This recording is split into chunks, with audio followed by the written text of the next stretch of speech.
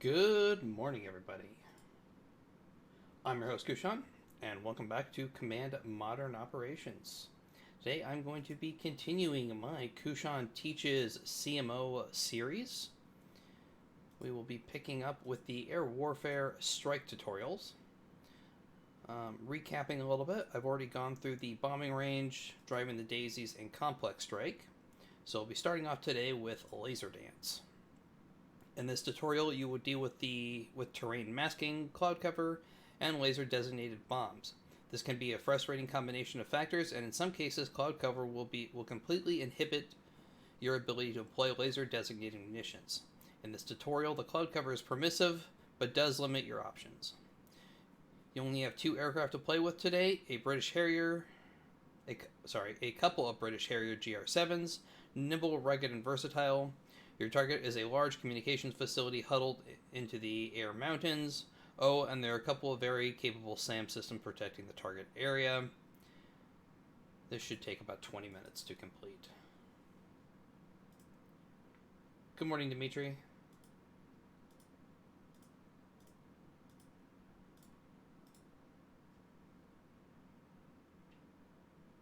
Why are we not loading? Oh, there we go. It just got pushed to the back. 1 second. I'm going to turn that off. Okay. You have 2 strike aircraft, a total of 4 bombs, and there are 4 targets, so 1 bomb per target. But if you miss, you can always use guns to sort things out. Before we start, you should make sure the following features are turned on: relief layer, map latitude and longitude, illumination vector, map settings, and targeting vectors. This area of Saharan Africa is rather interesting. Generally flat, but several areas where very old volcanic activity has broken up the horizon.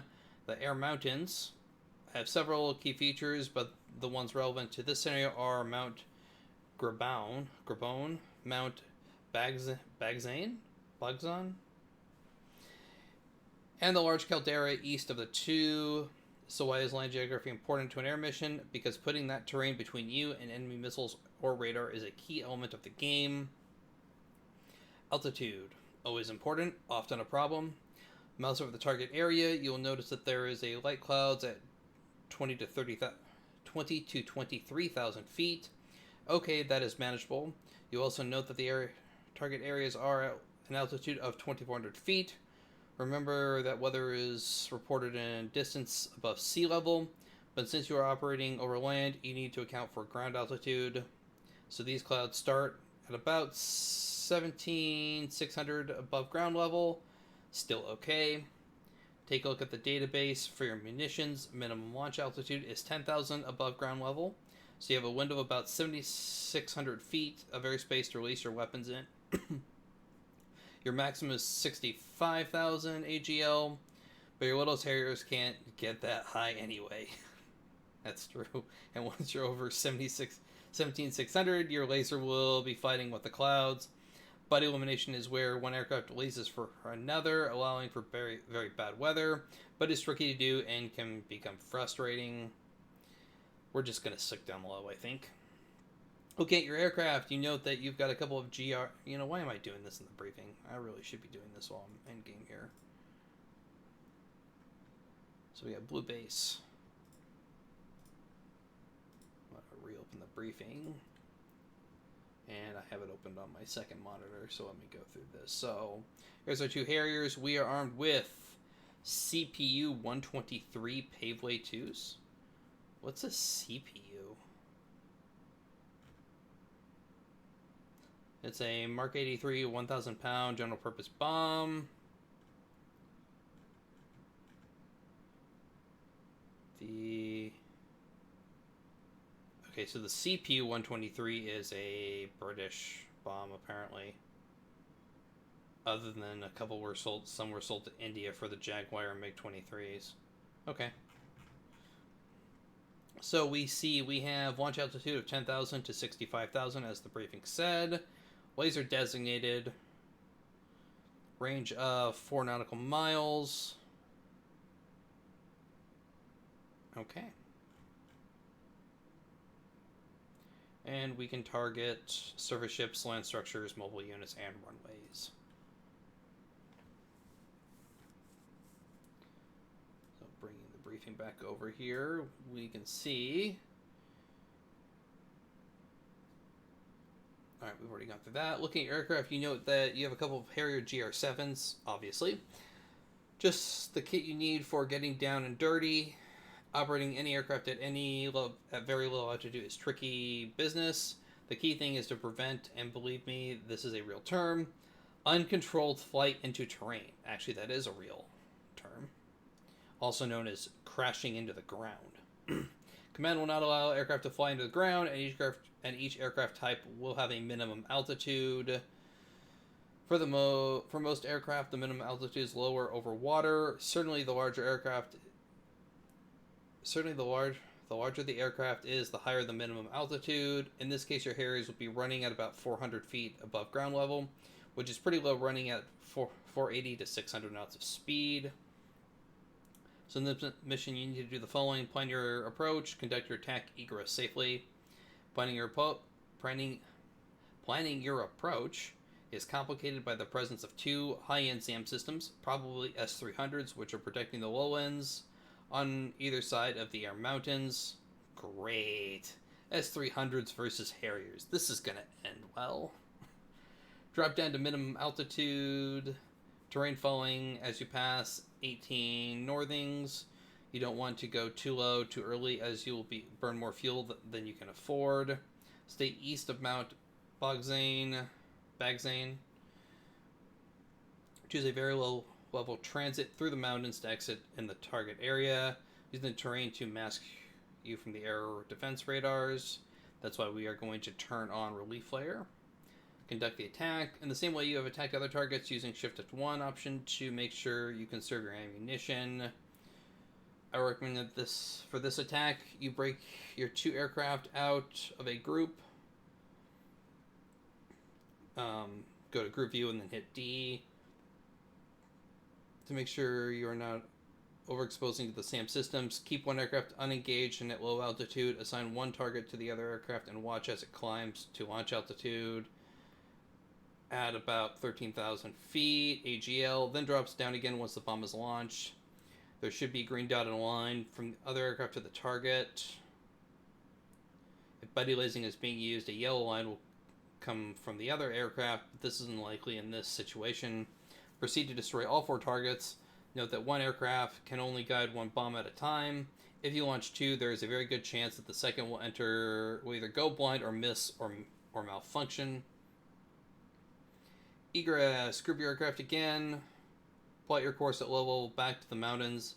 It is always a good idea to take a different route than the one you followed into the target area. Once you're south of 18 northings, you can resume normal altitude. Okay. So what did all that mean? Well, first we're going to turn on the relief flare, and I'm going to turn off, which will take a second to load here. If I run it for a second, are we going to see those two SAM batteries? Nope, we're not. Okay. So we have our mountains. Mount Bagzane, Air Mountains, Mount Grabone. There's our target area. It means that you're going to die. I'm going to try not to, Doug. Good morning, DM61.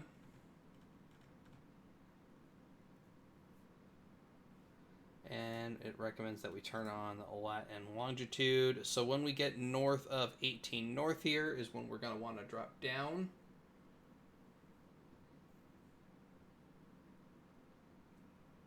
We'll want to stay east of Mount Bagzane. And then choose a low-level transit through the mountains. And then we'll probably want to come up through that gap right there. So maybe we'll swing east of the mountain, swing through there, and kind of do a little zigzag. So we're going to launch as group. 1 second, we turn Stream Deck over to command profile and hit play.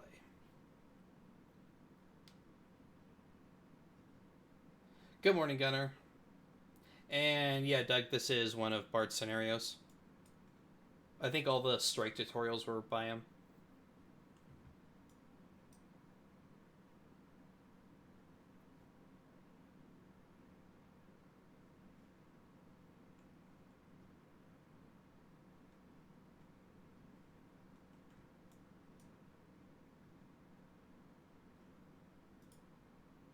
Alright, aircraft are taxiing now.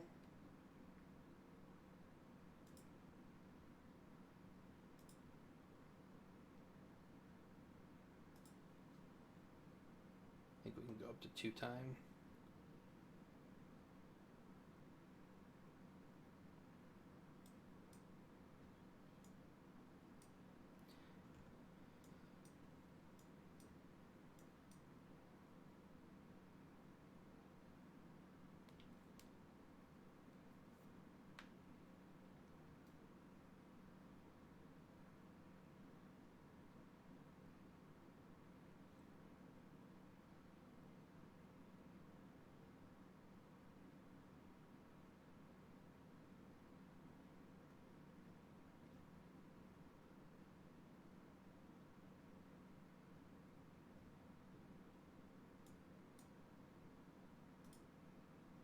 Alright, we're taking off.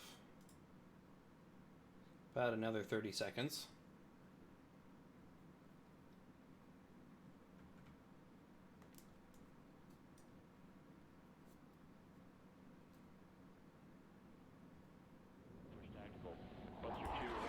There's blue flight, or flight 106, sorry. So it's stick close to the mountains.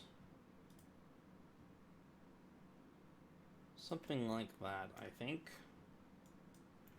I'm just going to manually control my speed and altitude. So when we get here, I think is when we will drop down to mid-altitude above ground level.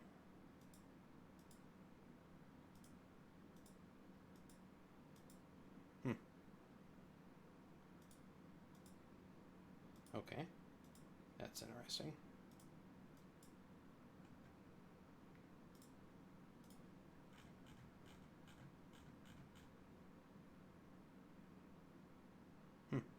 That's interesting. Wonder why it won't let me do terrain following.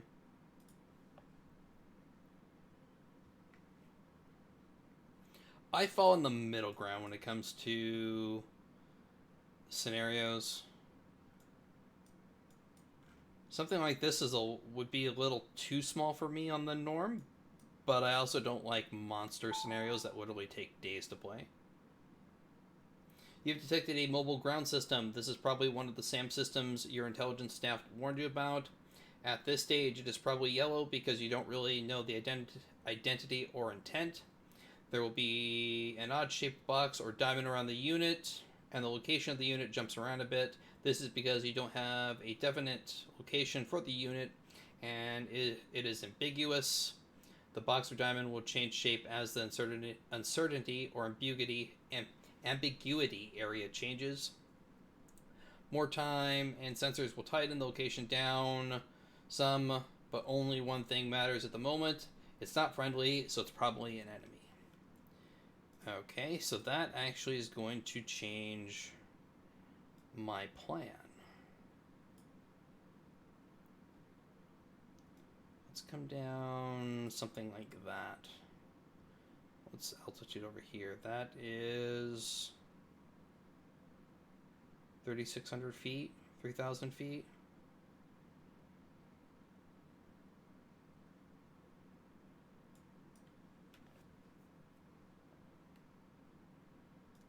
Just this a little bit. So we're gonna replot a course.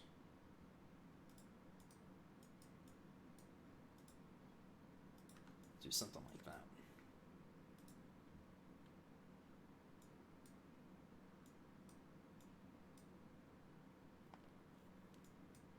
Now that sand battery could be anywhere over here. but I replotted my course because we do have some minor hills, let's call them, over here. Whereas if I followed my original path, I think I was going to expose myself to it. I may be able to just come straight up here. We'll see if that solidifies between now and when I have to make that decision.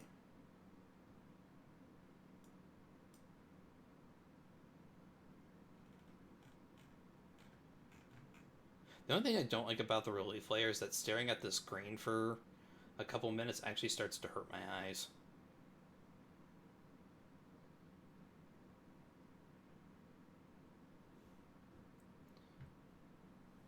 Oh, of course the Sam's gonna get me. This is me we're talking about. Alright, there's the other battery.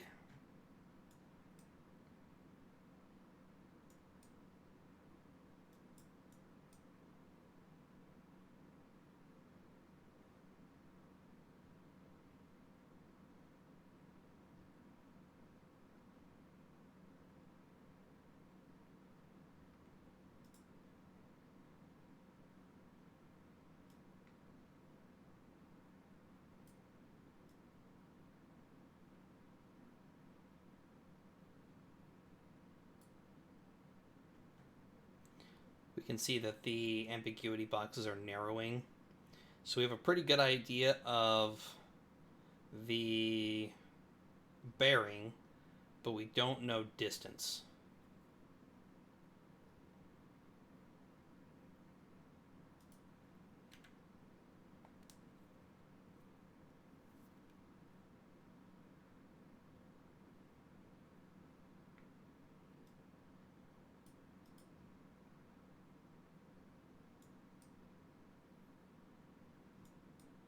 You know, we do have 24 hours to do this scenario, so in theory I could just use this first pass as a scouting run, and then go back to base, rearm, and refuel, and then go and strike the targets. Which I'm pretty sure was not the intent, but it's an option.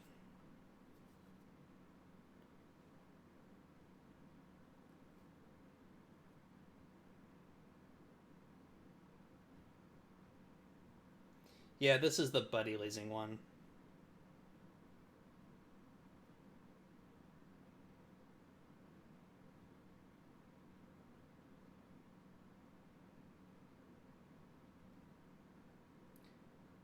Grow a pair and fly, no guts, no glory. I always prefer the line from the replacements, you know, chicks dig scars and glory lasts forever.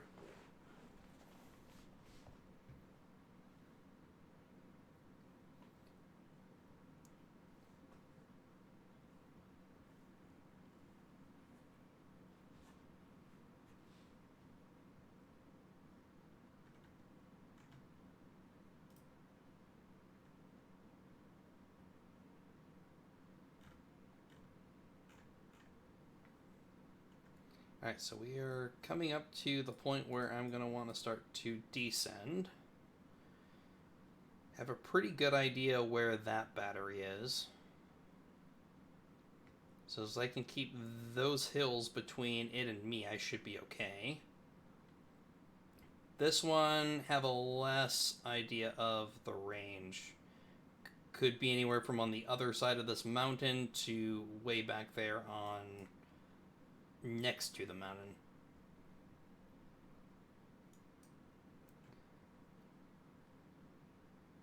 Alright, so let's go down to mid-altitude above GL.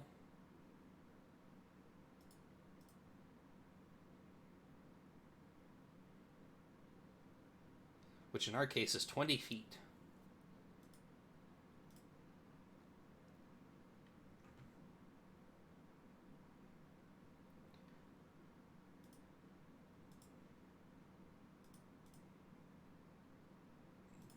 I'm curious though.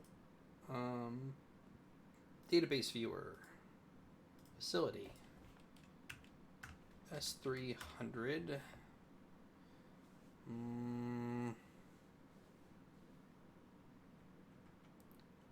Let's take worst case. Let's go with the modern Russian one.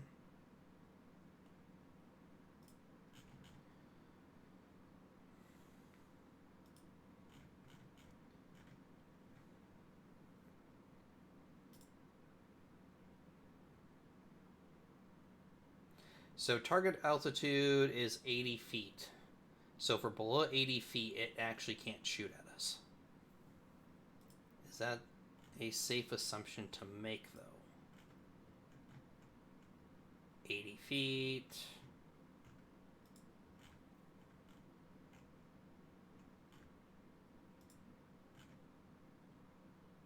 $30. So it really just depends on what version of the S300 we're going against here. So this is Gunner, though, so using a 1990s one is probably a good guess, even though it is 2017.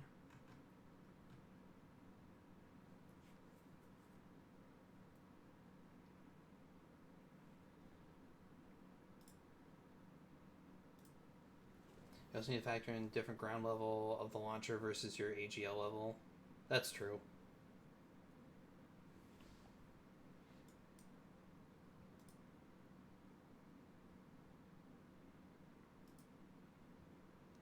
We'll just go in at 20. Which you notice drops our fuel from like 2 hours down to about 60 minutes.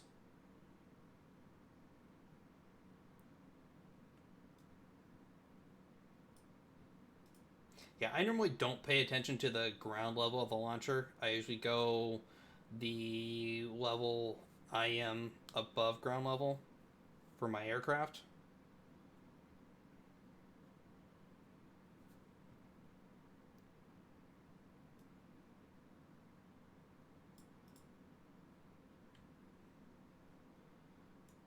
So we're pretty confident that this battery is behind that set of hills.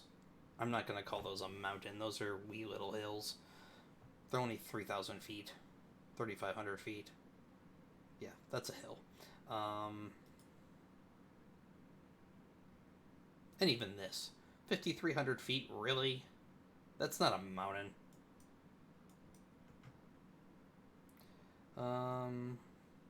This one hopefully isn't sitting right here where it can cover this gap. That's really the biggest danger here. I could also have routed a little bit more to the east and gone through kind of that little valley right there, but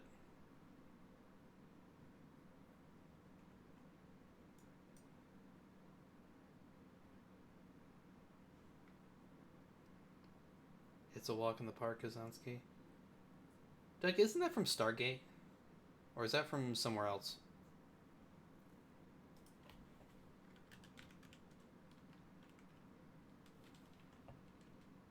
Oh, never mind. It's from Top Gun. I'm an idiot. Yeah, I realized as soon as I said that.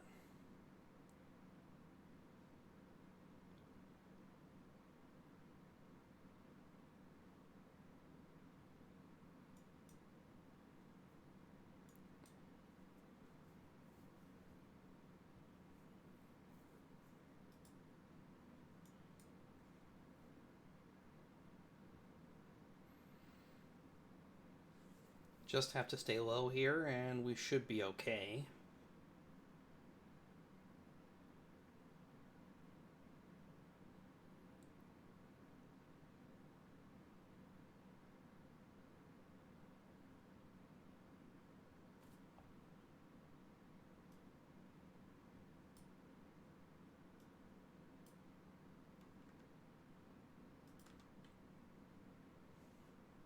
Now the real problem is going to be if I go up too high, this is going to be able to shoot at me.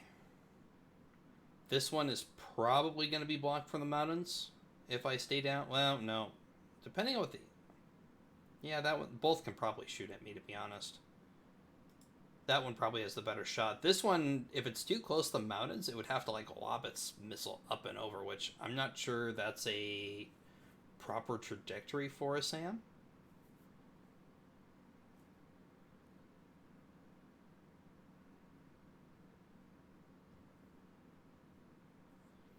Ever see the movie Walked Up a Hill and Down a Mountain? Great Brit. One about a shell-shocked surveyor in the 1920s measuring a mountain in Wales. Came up short of the 1,000-foot to fit of the definition.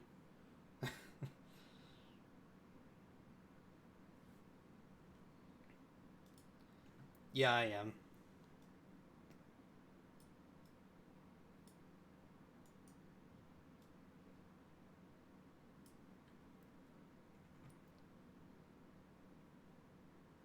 Okay, so now what we do is we go into unit mode.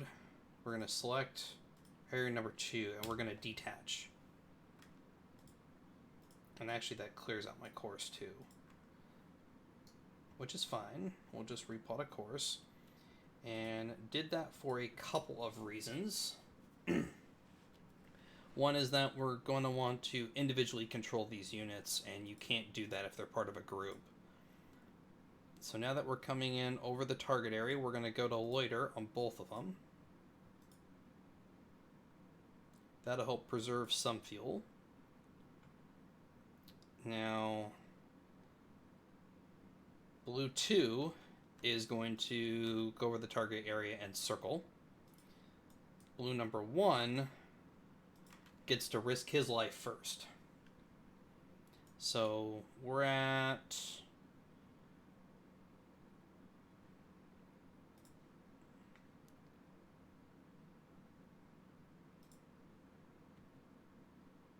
So minimum altitude is 10,000 feet above ground level. So at our above ground level, so we want to be at, let's say 11,000 feet to be safe.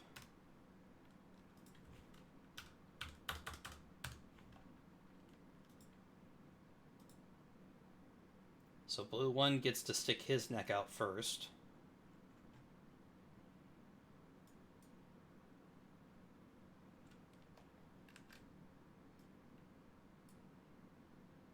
And he gets to fire 1 bomb at that target first.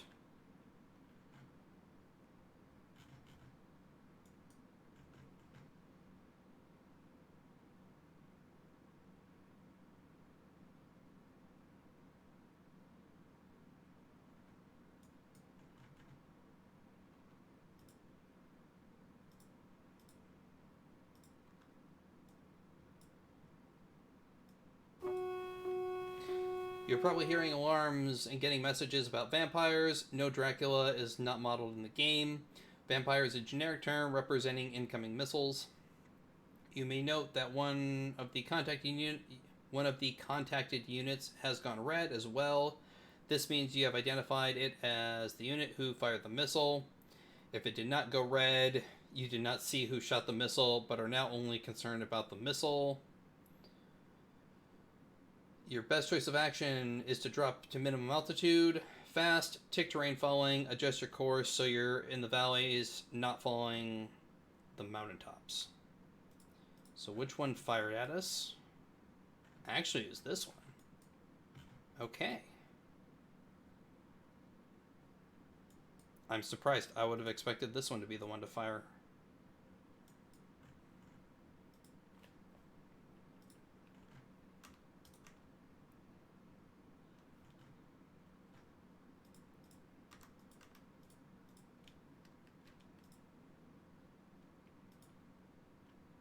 Why are we not dropping?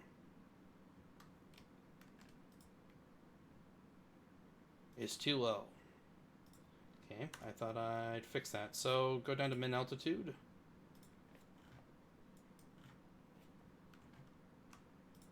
So next pass we'll do 12,000. Okay, that should have broken the missile lock. Should be okay.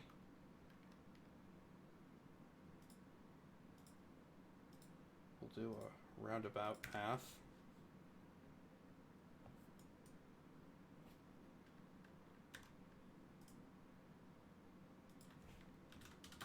It was checked. I think it cleared out when I gave an altitude order.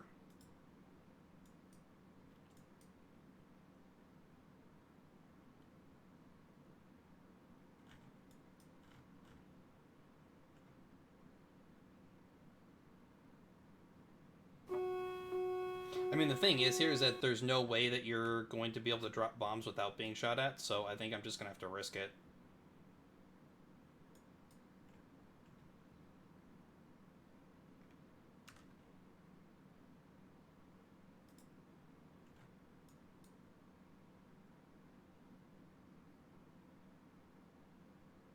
Okay, so there's bomb one.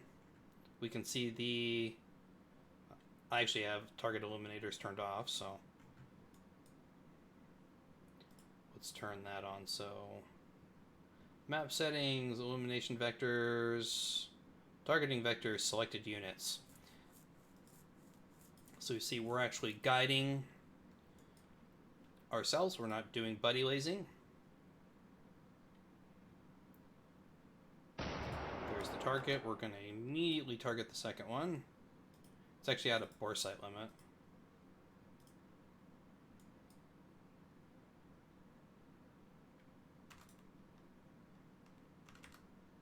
There we go. We can now drop back down to minimum altitude above terrain. Keeps clearing that out. Not sure why.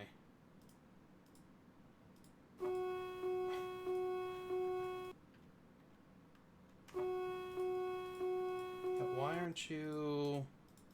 I'm clicking on it and it's actually raising my altitude up. Oh, because we're wanting to go Winchester, that's why. Yeah, no, dive, dive, dive, dive, dive, dive. Dive, dive, dive. There we go. Should be safe now. Okay. Time to go with strike number 2. So we'll head out. Circle back in. I want terrain. See, I have terrain and it's like unchecking. What did I say? Let's go 13, right?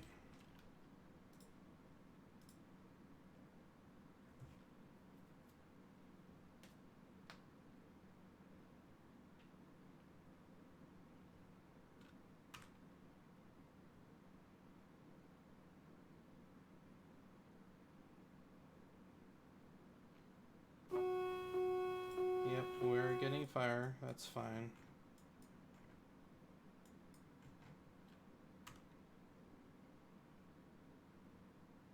Alright, so we are actually above what we need for... Drop 1 when you get within weapons range. So aircraft will prefer to illuminate themselves.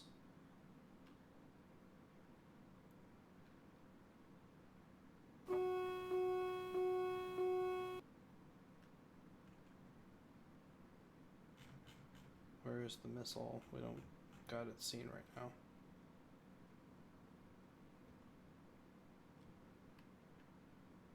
Oh, we missed.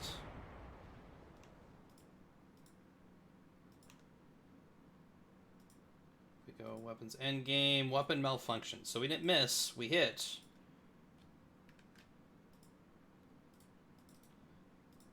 Just our weapons malfunction. Ooh, that was close.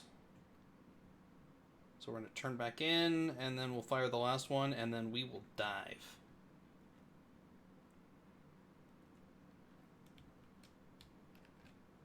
Firing.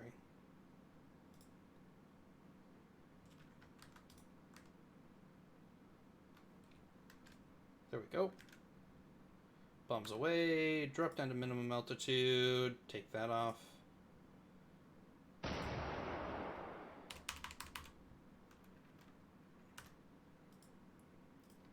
Go back down to terrain following, regroup with blue 1.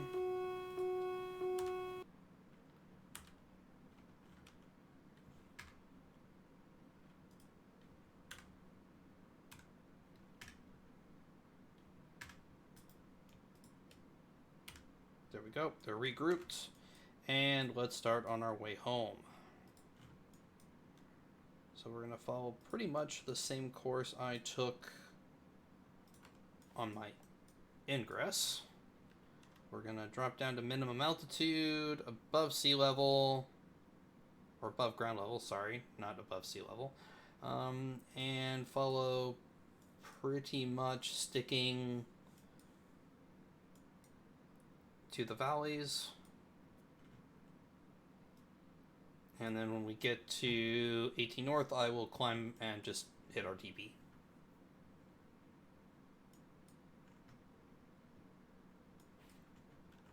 Okay. I'm getting asked to strafe, so I'm just going to order a strafe. Make sure that air-to-ground weapons are set to yes.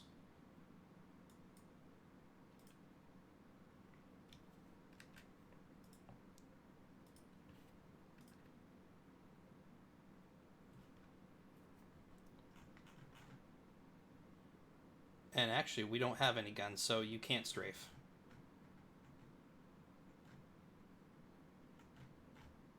So, doesn't matter if I wanted to strafe or not. Can't do it. Stick to the valley. Something like that. Yeah. So I don't know why Gunner added the option for strafing or mentioned that in the briefing. I mean, it's an option if you had guns, but we don't.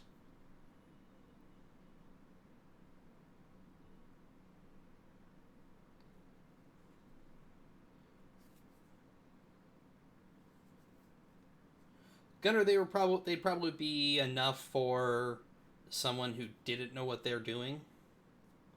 But I like to think that I at least have an idea of what I'm doing. Most of the time, anyway.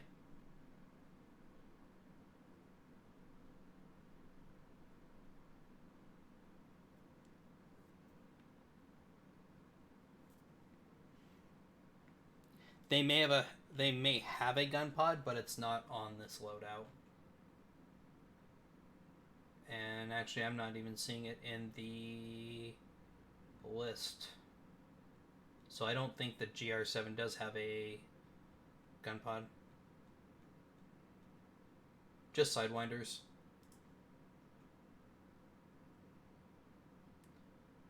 .70mm rockets.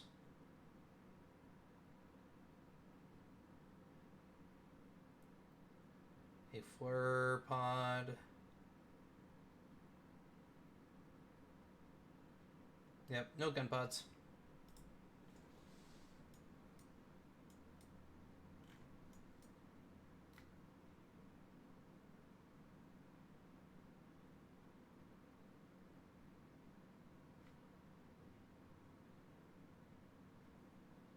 Alright, so now I can just go up to 5.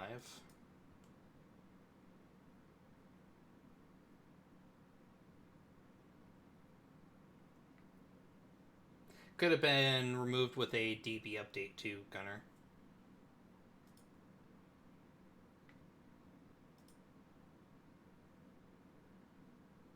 Suddenly a flight of angry MiG-29s appears on the horizon. We do have Sidewinders.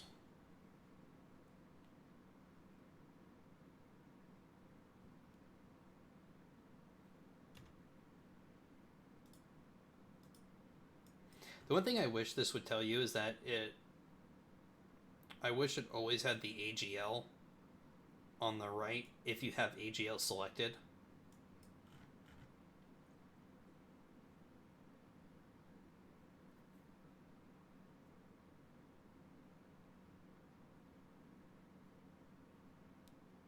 I mean, if you don't have AGL selected, then have it turned off, but as soon as AGL gets turned on, it'd be nice if it was just there. Right now, it only appears if you're below a certain altitude.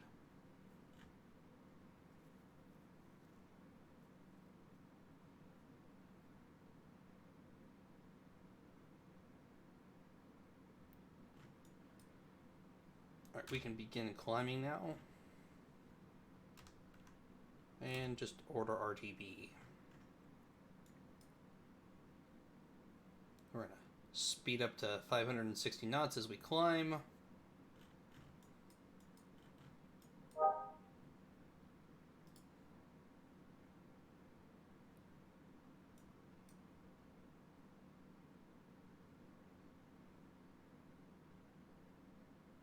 Okay, so we're going to end it there. Let's see, score of 75. I'll take that. There was probably a score of 100 there if we wanted to go back for that last target, but we've learned what we needed to learn from this scenario.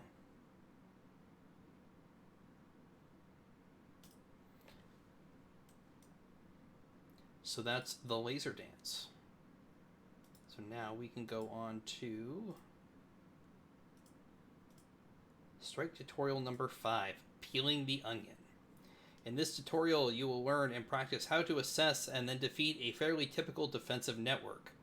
Although landlocked, you have a small but fairly typical mid-90s USN carrier air wing. There is a squadron of FA-18 Hornets, another squadron of A-6 Intruders, and you are supported by a pair of Tomcats with recon pods and another pair of EA-6B Prowlers. I almost said Growlers. You may note that this mix of aircraft is not necessarily very compatible. A high-speed, short-range strike fighter with fairly limited bomb load, and a long-legged but slow bomb truck. An interesting problem which complicates your timing. The enemy defenses will be more of a problem, and you can expect some surprises, so don't be surprised.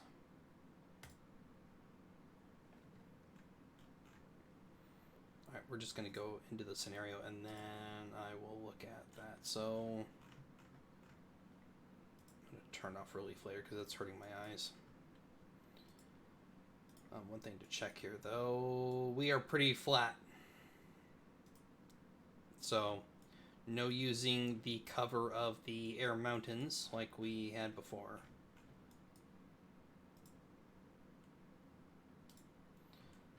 First, let's look at the ep.4. So, we have two big back radars.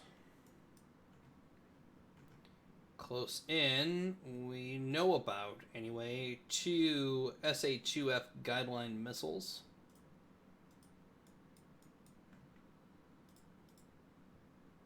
And our target is, well, I don't know if we have a target here.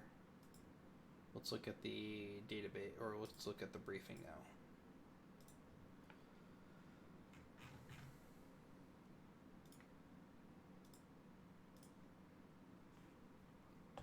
Your job today is to neutralize the Diori Hamani International Airport, 300 miles to the southwest of your base. Is this a multi-unit airbase? That looks like a single unit to me. Oh, nope, it's multi-unit. Never mind. You have reliable intelligence that the base's fuel system is contaminated, and it will be unlikely that the regiment of MiG-23 stationed there will fly today, which means we're going to see MiG-23s fly. First, let's examine your assets. You have 24 aircraft, so this is starting to get complicated.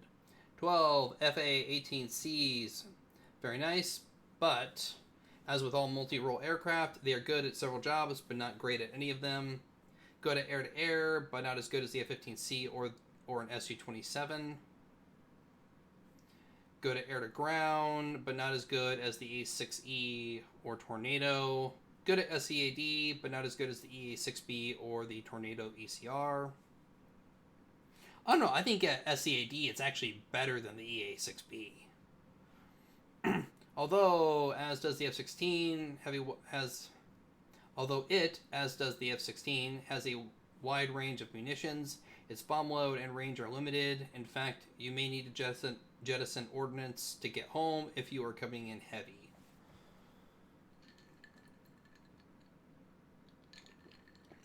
So we have two armed with GBU-24s, which are penetrating warheads. Two armed with HARMs and cluster bomb munitions for SAD and follow-up. 4 with SLAM missiles, standoff strike. 2 with Mavericks, sniping at surprises, otherwise known as ground attack. And 2 with cluster bomb units for aircraft on the ground. So you see the range is an issue for at least 2 of the loadouts, and the weapons load is generally 2 of each type per aircraft. Yeah, that 280 and 360 are going to hurt us.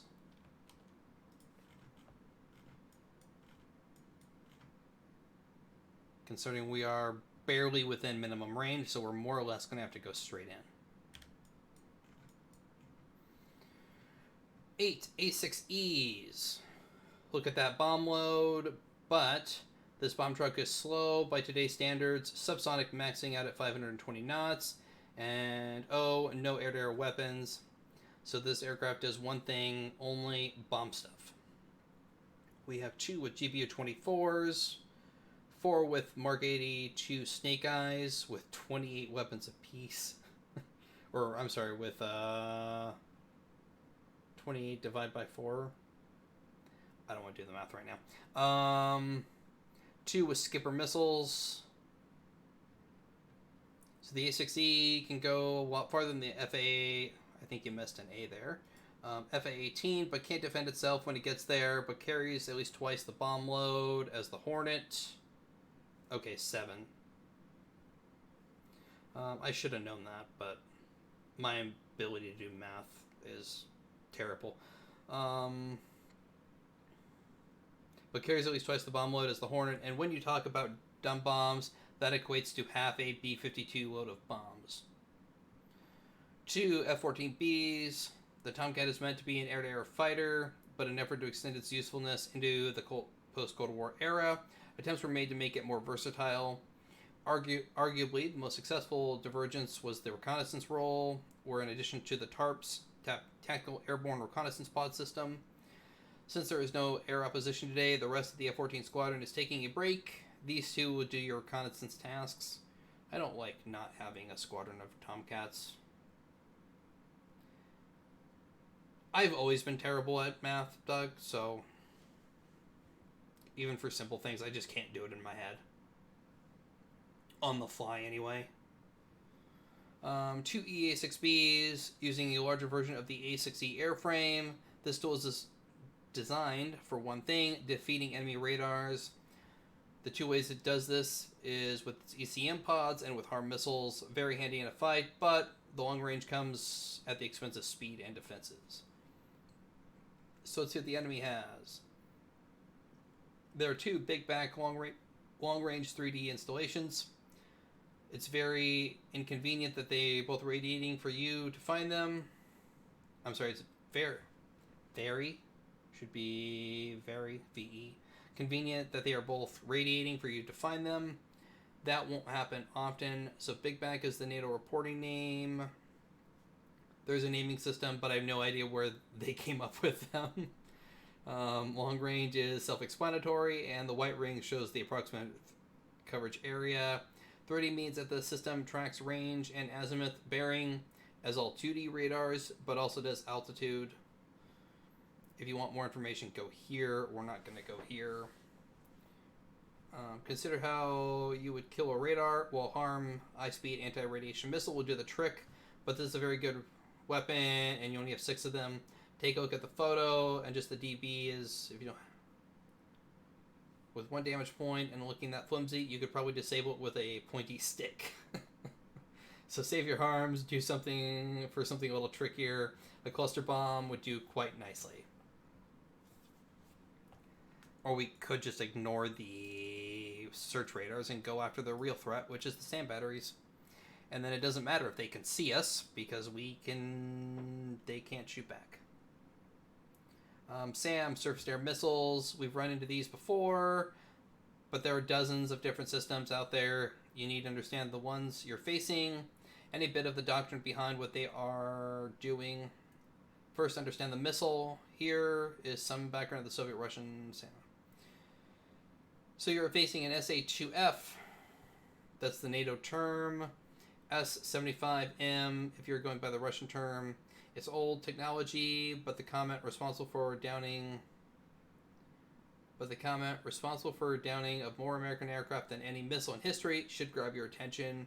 You can defeat it, avoid it, and probably spoof it, but you can't ignore it. If you recall, in Tutorial 2, we stayed under its engagement envelope. Unfortunately, you have some laser-guided bombs, which will force you up into its engagement envelope. Remember what the number of the upper left of the unit represents. 11. In this case, the number of elements within that unit. Checking the DB. It has 6 launchers, 3 man pads, and 2 radars. Remember to save those Remember those harms we saved? Yeah, that's a good point. Second, understand what the unit is doing. In this case, defending the target you are going after, so no luck avoiding it. Remember that a SAM is an air defense system. It is there to defend things, not attack things. It achieves its objective if you simply avoid what it is defending. Often, however, you're attacking something else, and you can simply fly around the defenses if they are not orientated in your objective. Third, understand the system. Except in certain budget-strapped militaries, usually Western nations, who love to learn lessons over and over again. 80 systems are just that. Systems, radars are part of it. Fighter aircraft are part of it, and SAMs are part of it. But not just one SAM, layers of SAMs, not all fixed like the SA-2s, but mobile. Different technology categories are THAAD, Terminal High Altitude Area Defense, HIMAD, High to Medium Air Defense, SHORAD, Short Range Air Defense, and VS or VSHORAD, or Very Short Range Air Defenses. So it's likely that there are some SHORAD and perhaps some very short range air defenses providing a layering of a AD system. That should be a big, giant, flashing sign right there that there's other SAM systems here. So now you can look at the target. It's an airbase. You've already attacked one of those, so nothing special in that. Some points to note: 2 runways, so hard to completely shut down. Only 1 ammo facility, that's a vulnerability. Only 2 access points, that's another vulnerability. Lots of parking and hangars for those MiG-23s. You should make your own plan, try different things, run the scenario several times, to challenge yourself. Try and keep all aircraft within the borders of the Niger at all times. If you're struggling, what follows is a plan, but there are many ways of doing this. Launch your 2 FA-18s with HARM CPUs.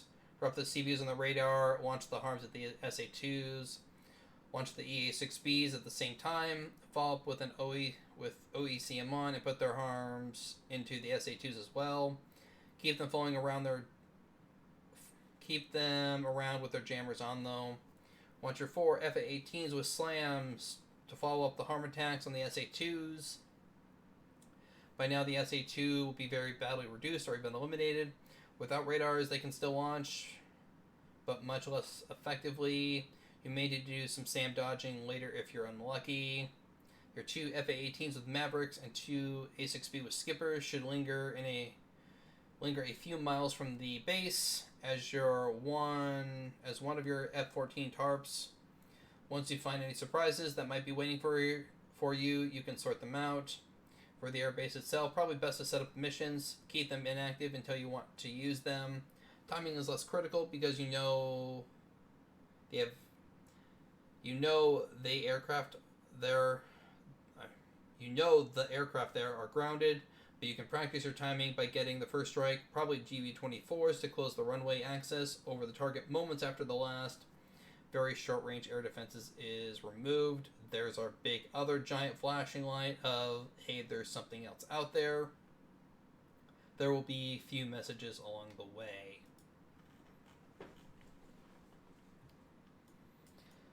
Man, I always like gunner's briefings because they're always a mouthful and take like 20 minutes to go through.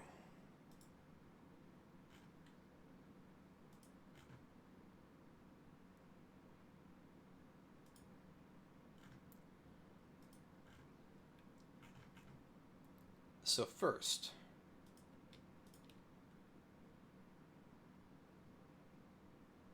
I'm going to launch my FA-18s, but I'm going to launch them individually and not as part of a group. I'm going to launch my 2 EA-6Bs individually.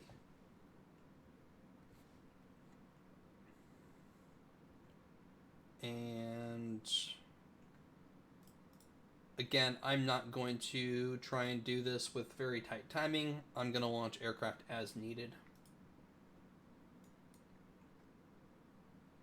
So I launched my F-18s and my Prowlers for 2 reasons. One is our targets are separated, so this will let me go after 2 targets at the same time. The EA-6Bs I launch individually for kind of the same reason, and 2, I'm going to put them on different points of the ingress access for my aircraft. That'll widen the area of jamming.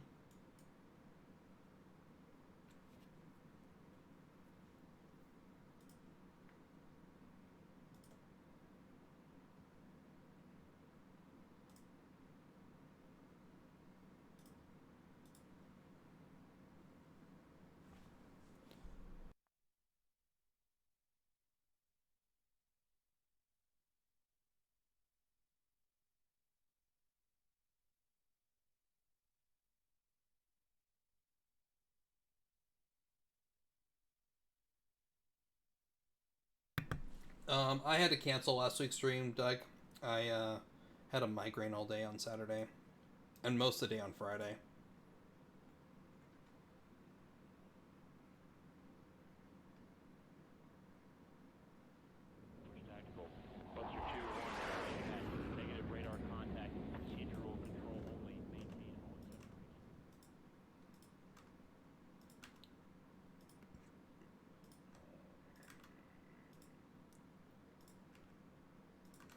So we can see a couple things here. One is the range of those SA2s. We can see while their radar sees farther out, their range is actually rather limited.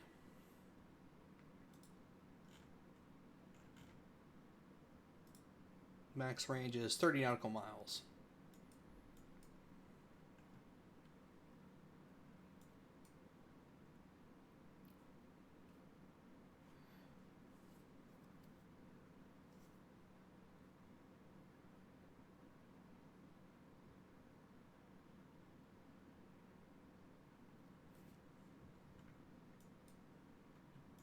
Yeah, I normally would put like one, in this case, I would put like one here and maybe like one there. You know, something like that, that they're on line with each other. I'm not sure if that's the correct way to do it, but that's how I've always sort of set this up.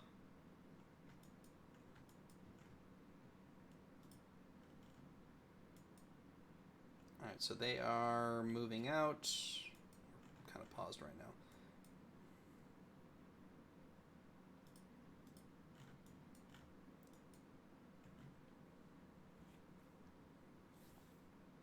It happens.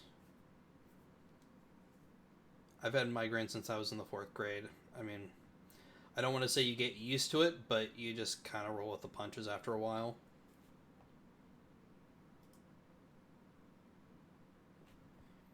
And I like to turn on plotted courses for all units.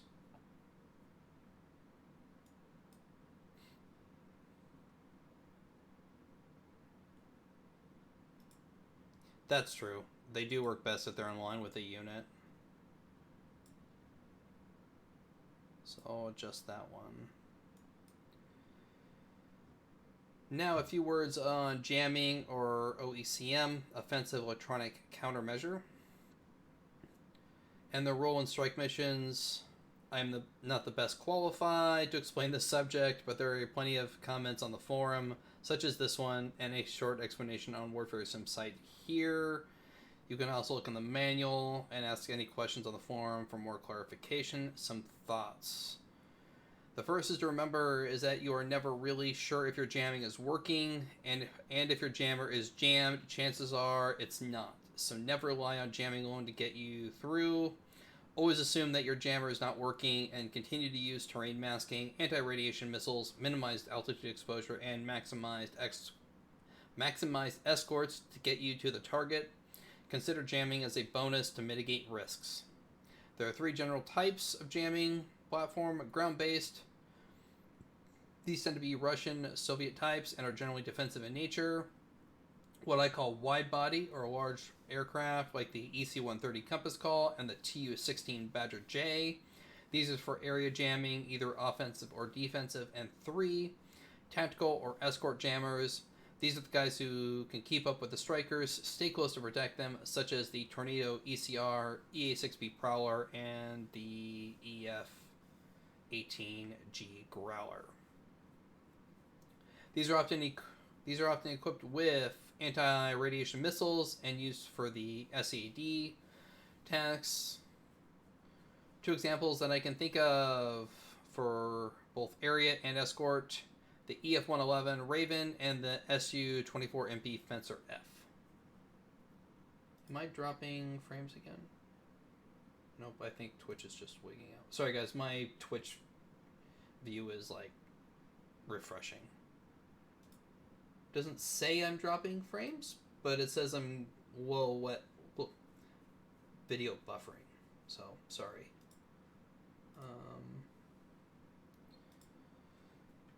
Picture OECM as an electronic smoke screen that moves with the jamming unit. So try and it is not always possible or advisable to put the smoke screen between your attacking units and the enemy unit you're looking for.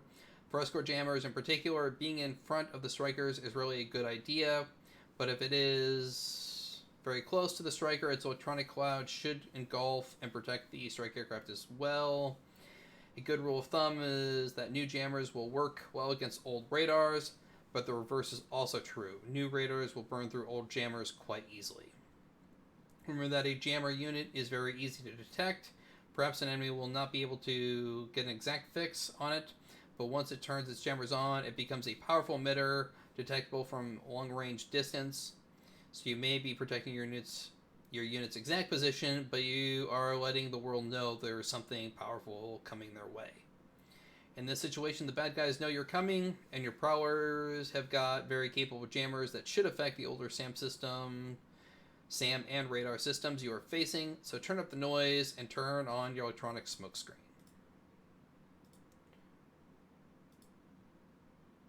So I'm going to move my jammers, something like that.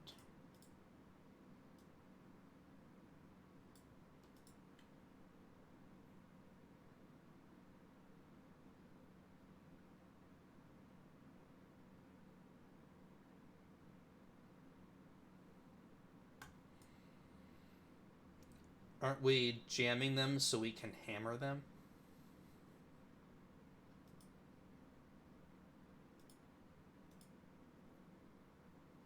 Yeah, I know that was a terrible joke.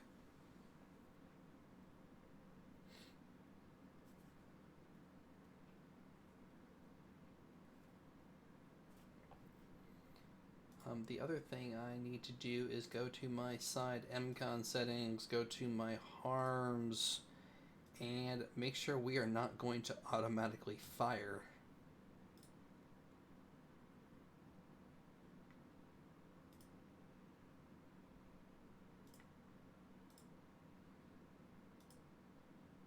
Okay.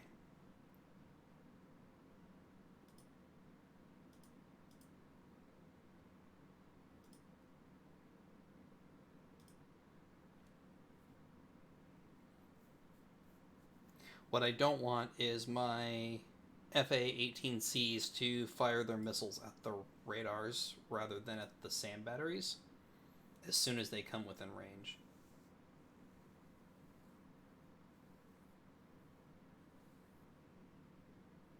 Of course I'm gonna fire two like I normally do.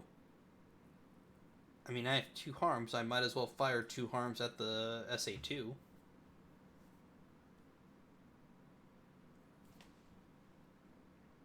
Alright, so they're a little ahead now.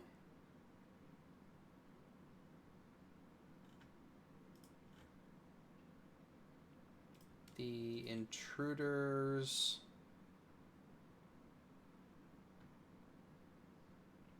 Watch the FA-18s with the SLAM missiles, launches group, and the A-60 intruders with the AGM-123 Skipper missile.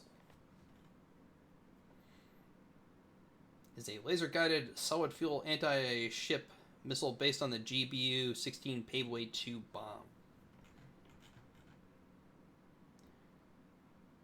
Attack range of 14 nautical miles.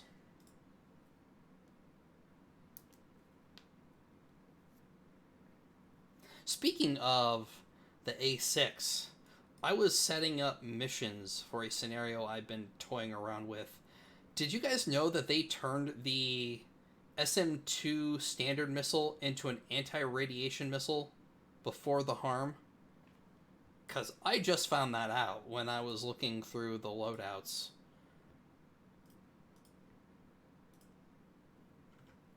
I'm probably like super late to that party, but if we go to the A6E, I'm not sure why I find this fascinating, but it was the AGM 78D standard.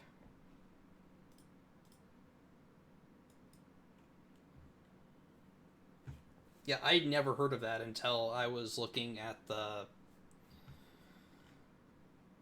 loadouts.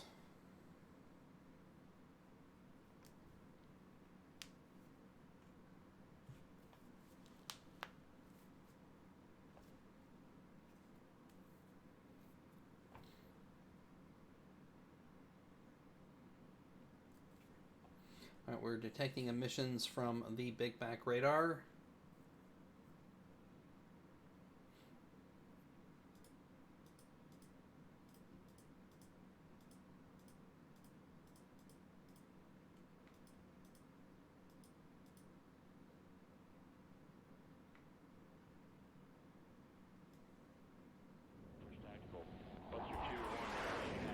So that will be my strike aircraft coming up.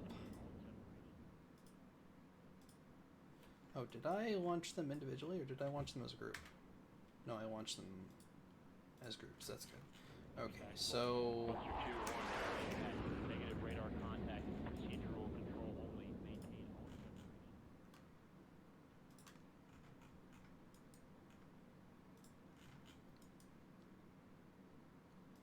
these guys can start maneuvering to position. I'm going to go ahead, turn them down to loiter now. Their fuel's already going to be a problem. So no use in going at cruise speed.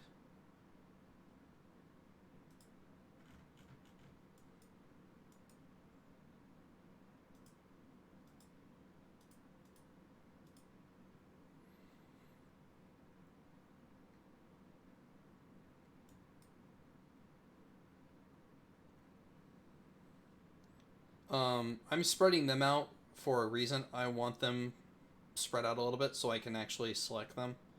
When I go in for the attack, I'll maneuver them in the line with the jammers.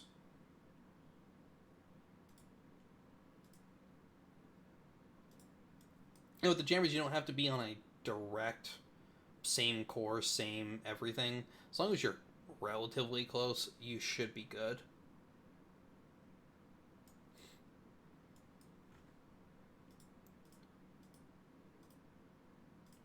What I don't want is these, what I don't want is these three groups like all on top of each other at the same point. It just makes selecting them a little more difficult than it needs to be.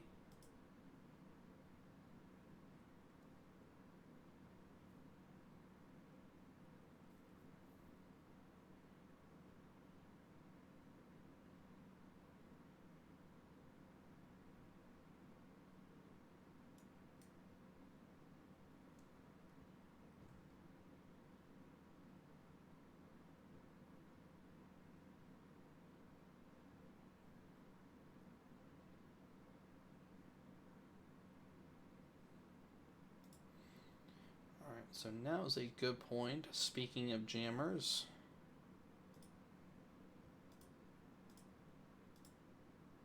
we can go jammers on.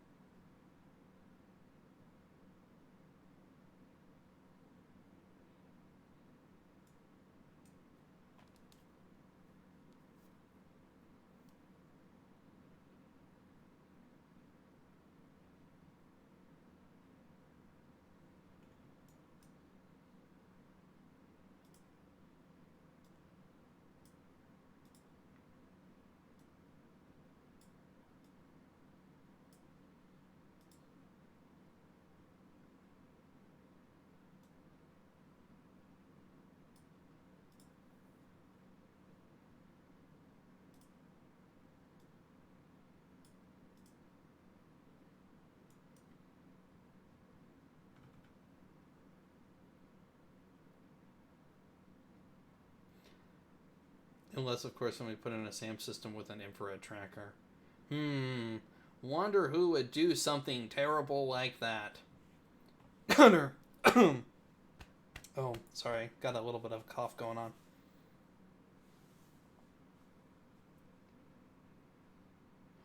I think they go blind if they're jammed. Or if they lose lock.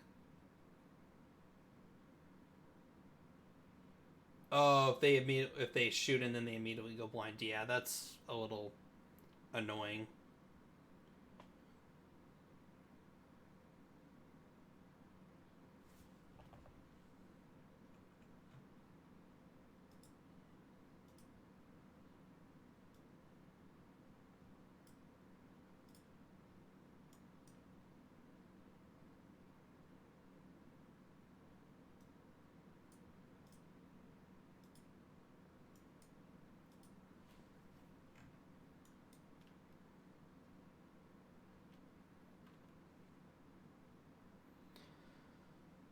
So let's look at my CBU 59s. So minimum launch altitude is 200 feet above ground level.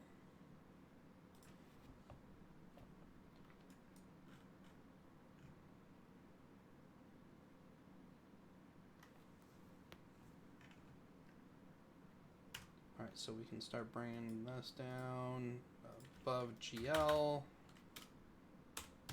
Come down to 200.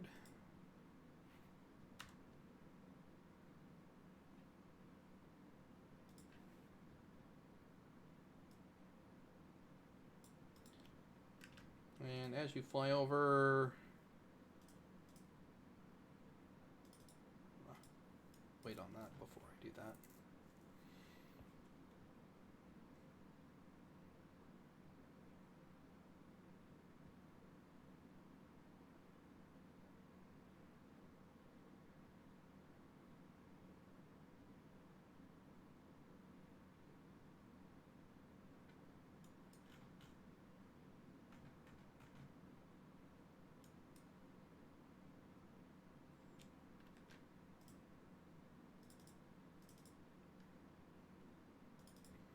I'm going to use one of my cluster bombs on the radar.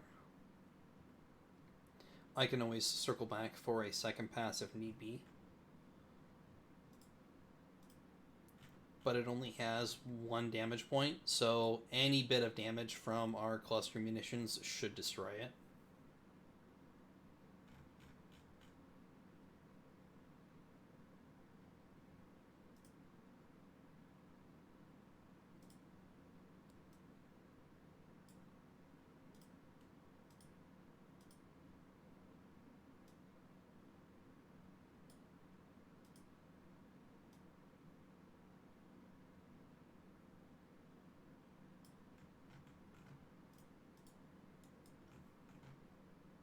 Notice how our fuel dropped too.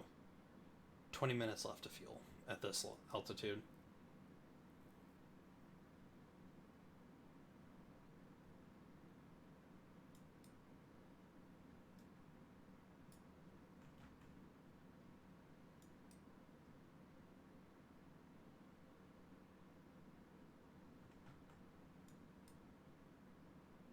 Why would I be using harms against the radars? I have cluster munitions. Might as well use the cluster munitions versus the radars. And then you save the harms for use against the SAM batteries.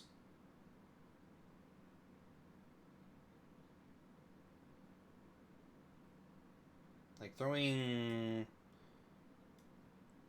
harms at these would just be a waste of harms.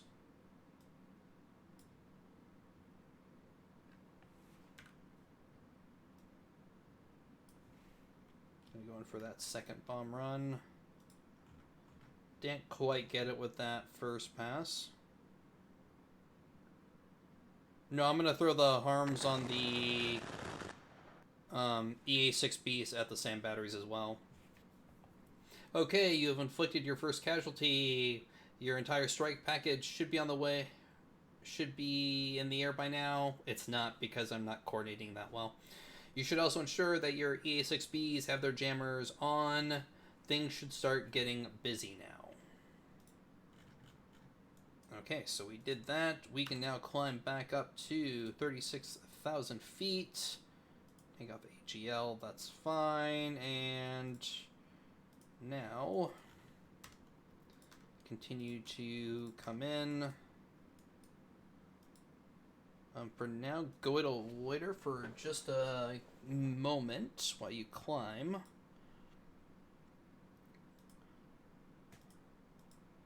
I want to make a run on that battery at the same time as I go in with these ones. But I'd rather that radar be gone by that point.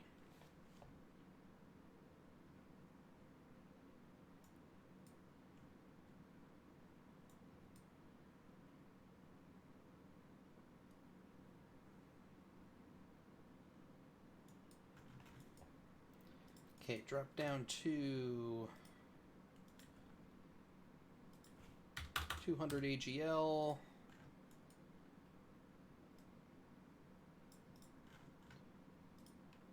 You're about where I want you at.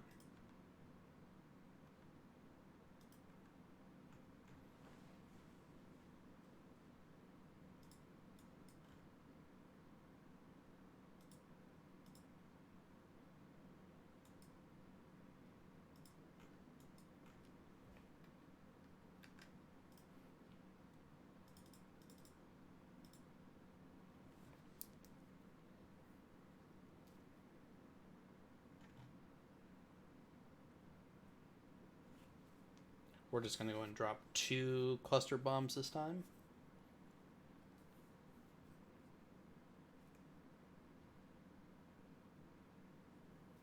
True, Gunner. At that level of damage, it probably wasn't radiating, but why take the chance?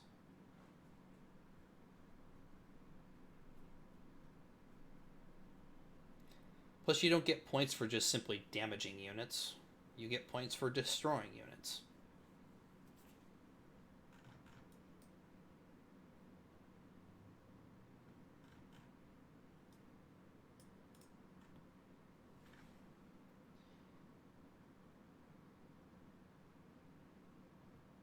And bombs away. Target destroyed. So where are we as far as coming into...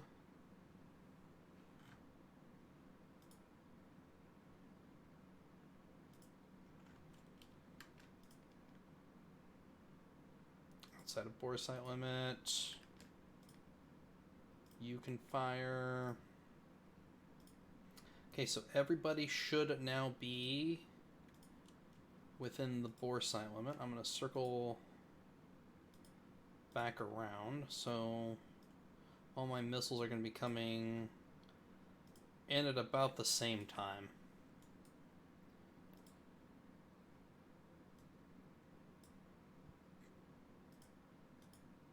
Oh, you know what I forgot to do?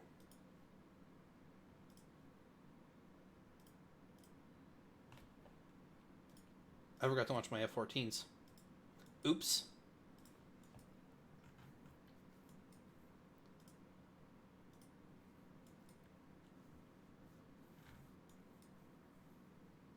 Yeah, that was bad timing on my part.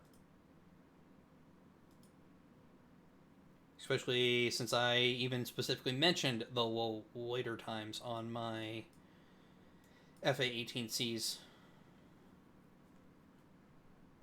I really don't like the FA-18. I really don't. No, it's just a dumb mistake on my part. Okay.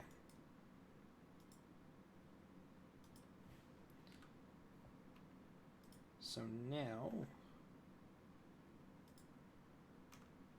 turn you back, turn you in, turn you guys in towards the target. As you guys come to round a bear, fire your harms. Fire harms. Fire. And fire.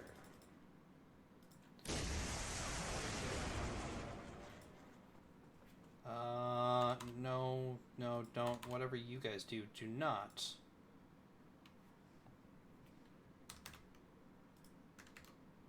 Okay. The F-18Cs can now RTB. There's tarps. Run them in quick.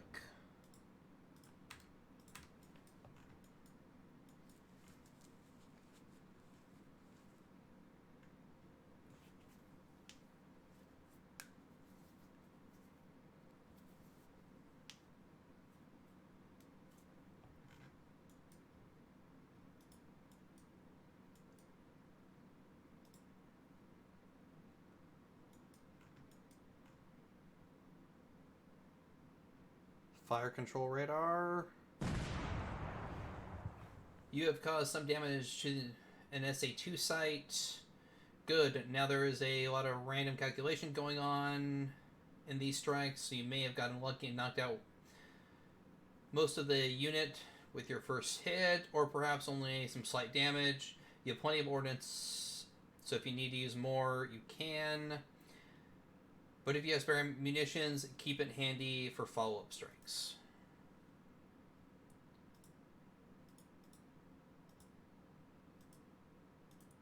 And it was a hit, so that's nice. Okay, you just detected something around the airport. Currently, it is probably a yellow or unknown. Actually, no, I didn't. Oh, I did. Short-range air defense system. But you know better than that. It must be up to no good. It must be up to no good. Just be sitting there. To just be sitting there. Well, in this situation, you're probably right, but in many scenarios, you'll need to get a positive ID on your targets. Some devious designers like to put neutral targets right in amongst the bad guys, and you don't want to hurt innocents, right?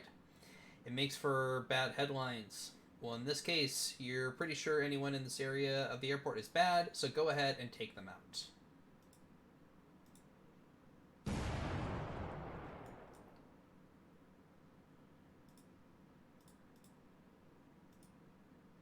So we have a couple of misses. That was unlucky. The one thing I don't like about automatic detection, though, is you lose what emissions are being detected sometimes. So the spoon rest and the radar illuminator were last spotted 40 seconds ago. What about this one? 1 minute. So maybe we actually hit the fan song and the spoon rest. That would be nice. Still going to want to follow that up, though. It would be better if that sand battery was taken out.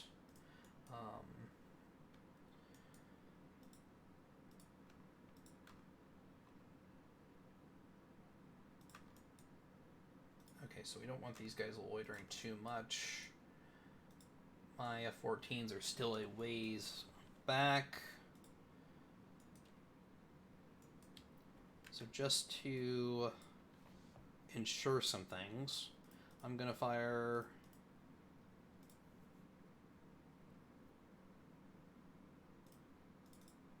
two more AGM-84s at each of the two SA-2 sites.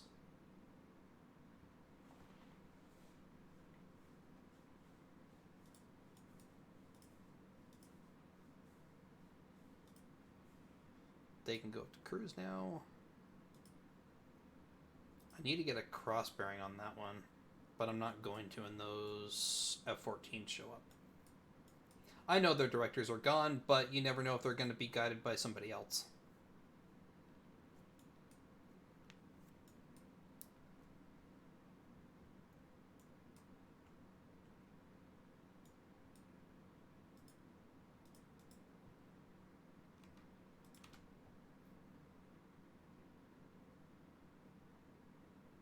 You just want more points? Of course I want more points.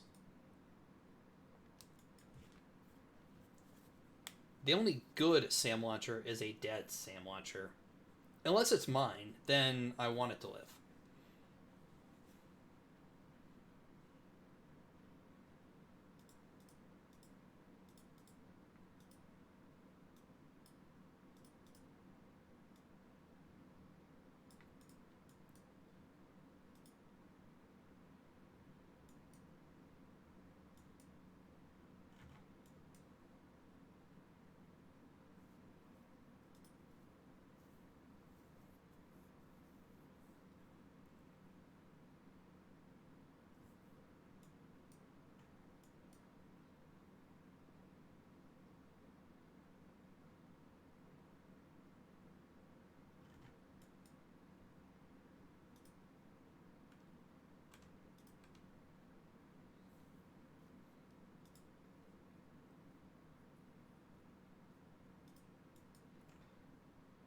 Almost within range for the first battery.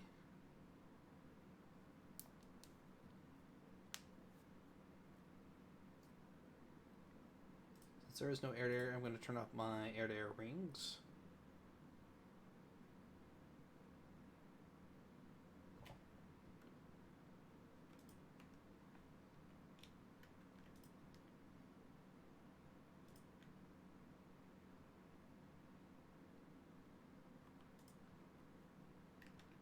aren't we firing?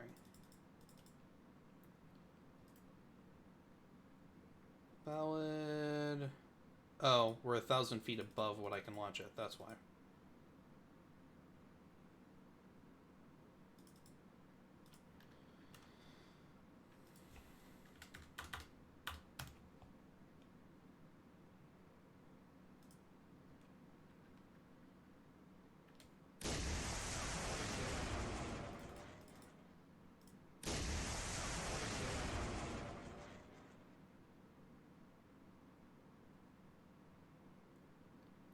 Missiles away.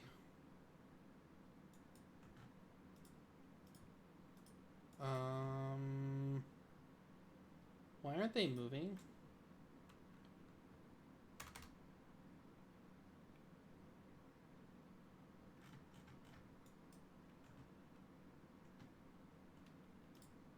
Okay, now they're moving.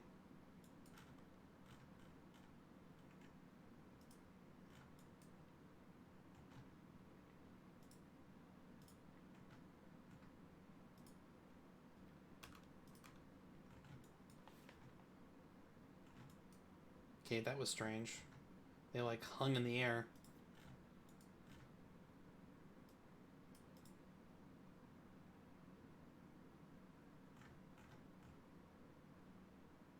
I don't know. I think I would turn it off if there was a pop-up.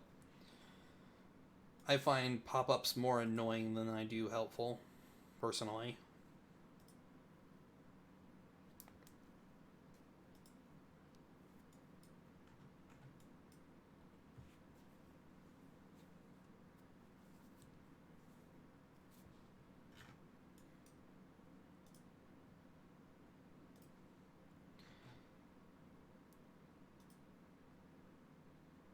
I mean, look at that later time. 3 hours. Later time. 48 minutes. And that's at later speeds. Granted, the FA-18s are going at 350 knots versus the 300s on the Intruder, but still. Considering the bomb load of the Intruder, which is 4 Skipper missiles apiece,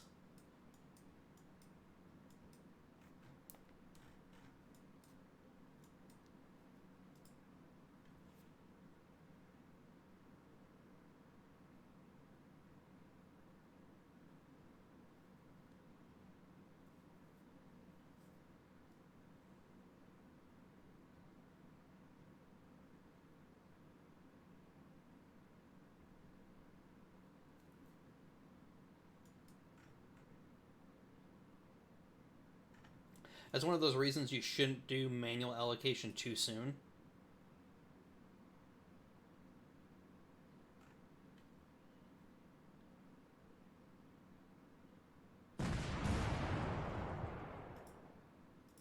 So 1 hit and a bunch of malfunctions. That's disappointing. Or, I'm sorry, one of those malfunctioned. But we did get a hit, so knocked it down to 6.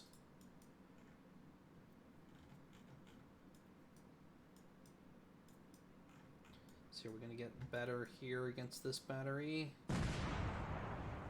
And 2 hits.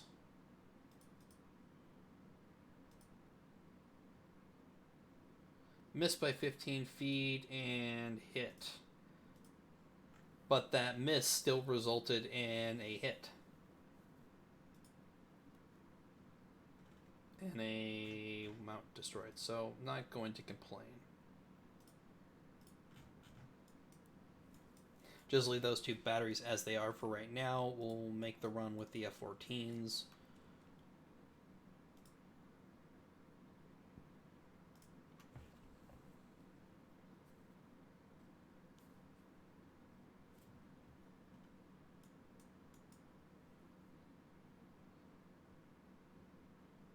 Let's see, we have a small valley here. 600 feet. Not really much, though. So, not enough to be helpful.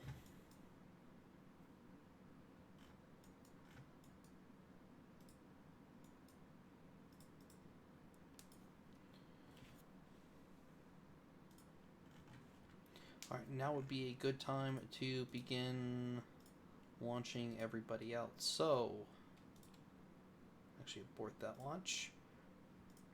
Intruders first.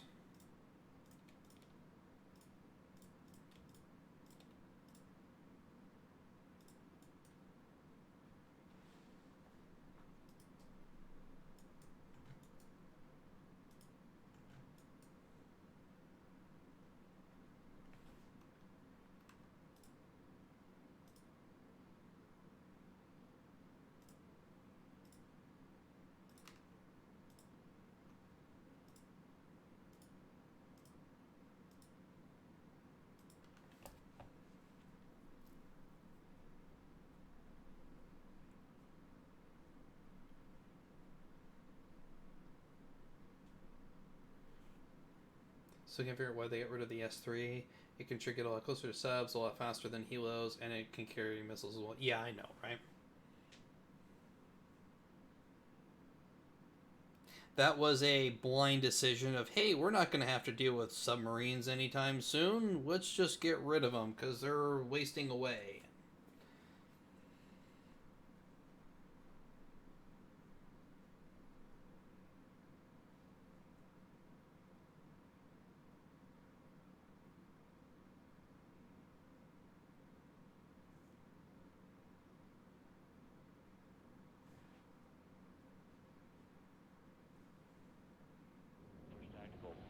I mean, as much as I hate to admit it, I can understand why the A6s were retired.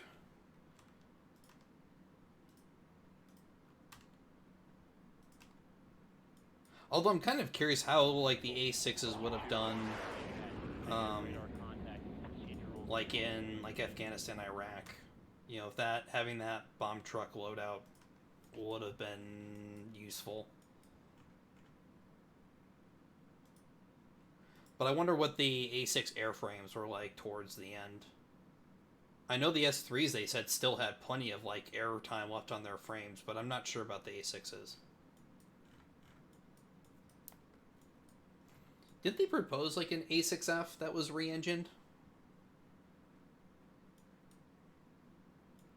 But it's also a matter of not just re-engineing, but also like what the airframes themselves look like. I don't know what those if they were starting to suffer like fatigue or anything like that. That's the other thing you have to watch out for.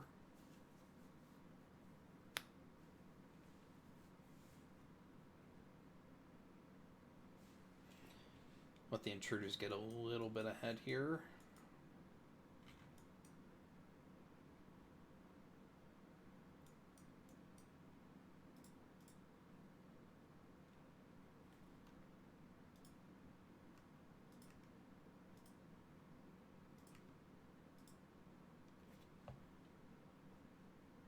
Notice I'm keeping my aircraft more or less in line with the jammers per Doug's suggestion.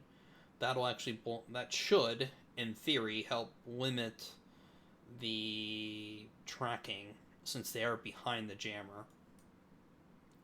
You should probably drop your TARPS aircraft down to about 20,000 feet so we can get a better view. Crank it up to afterburner as well. No need to hang around, but you'll need to overfly the airport very closely to find out what is going on down there. Which is why I have... If we look at my TARPS aircraft, we see I'm basically overflying the airport directly with both of them. What I'll do is when I hit this point there is when I will speed up the afterburner. I'm going to hang around at 36,000 feet for a couple more minutes here as well.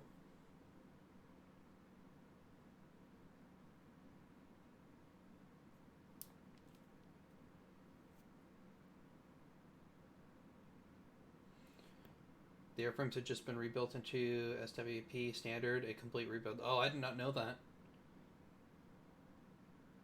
So there should have been plenty of time on even the A6 airframes then.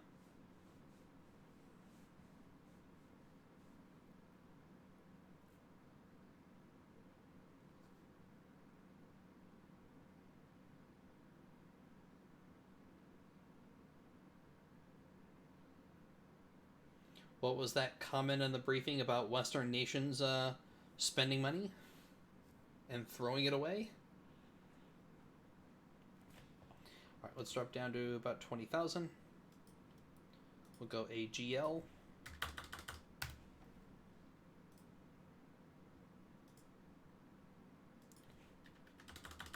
$20,000 AGL. When you hit this point, you click on a waypoint and then select the either plot course. I'm sorry, if you click on a waypoint and go to throttle and altitude or hit F2 on your keyboard, it brings up the throttle and altitude settings just for that waypoint. So I'm going to select that waypoint and I'm going to select my desired speed as afterburner. I'm going to select my TARPS 2 aircraft, select that waypoint, and again go to afterburner.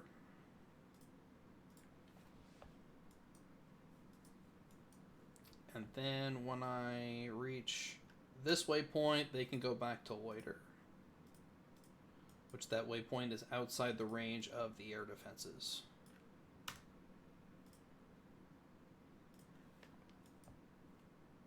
And at that point, I can decide whether I want to do a second run in on the targets or not.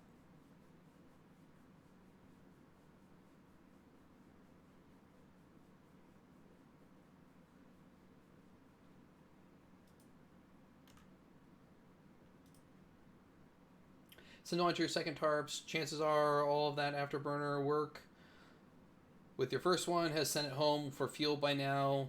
You may want to get a better look at the damage you have done, and you should be able to get nice and low to use those nice sensors. That's actually a good point. So I'm going to just abort the run for my TARPS 2 and have him hang around.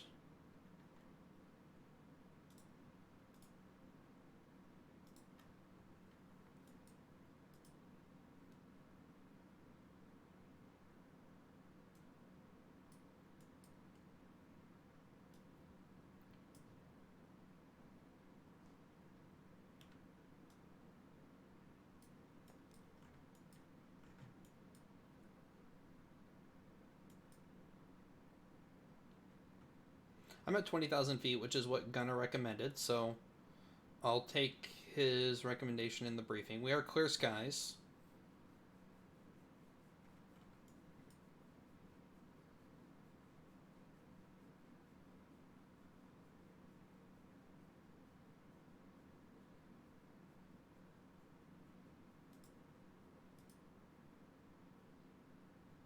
What does he know?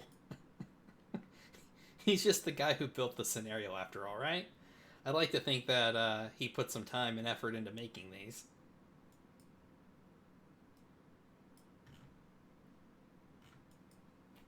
Alright, now is actually a good point. I'm going to pause real quick because there is a little bit of juggling that needs to go on. I'm going to launch my FA-18 Hornet strike aircraft.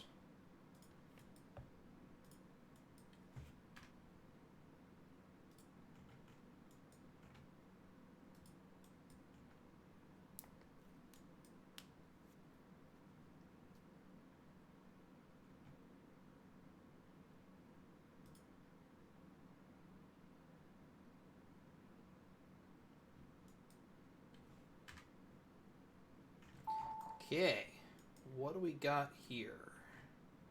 Bunch of mobile sites, SAM radar, or SAM site, SA-6, wonderful.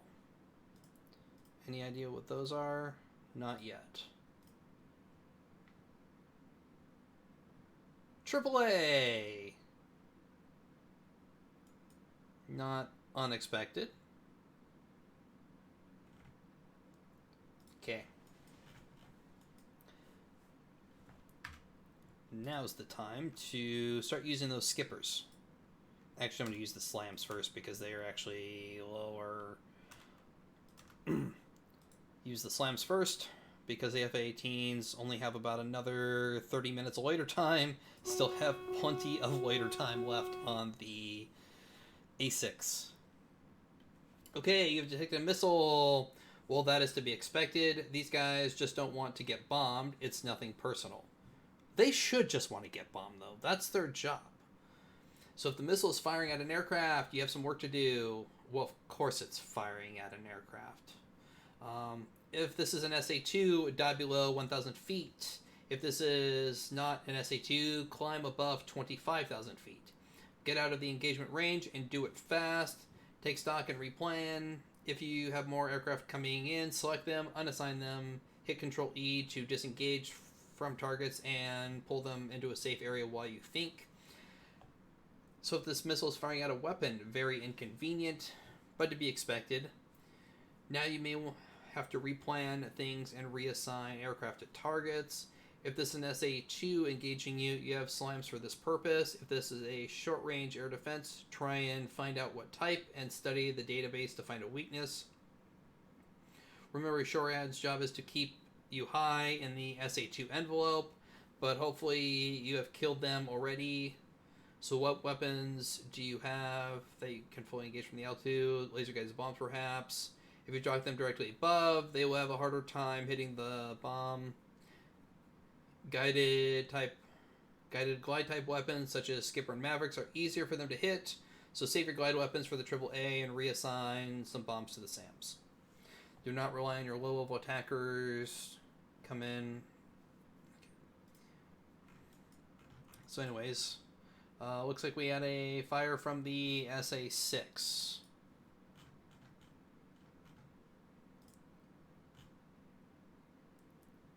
Which Gunner was wrong. You don't want to be above 25,000 feet. You want to be above 35,000 feet. And actually that missile is literally right behind my Tomcat. So probably not enough time to get up to altitude, but we'll see. I mean, we are going away at, 780 knots.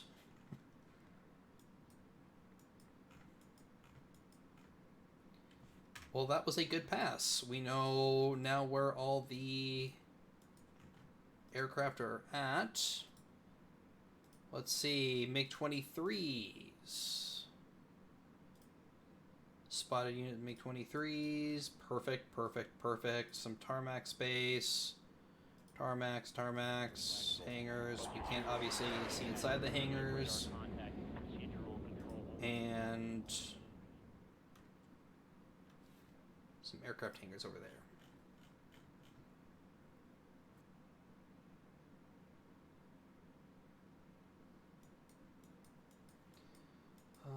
There is my FA-18s coming up. Let's get them heading in. Like 145, 146. Again, line them up with the jammers to mask their approach.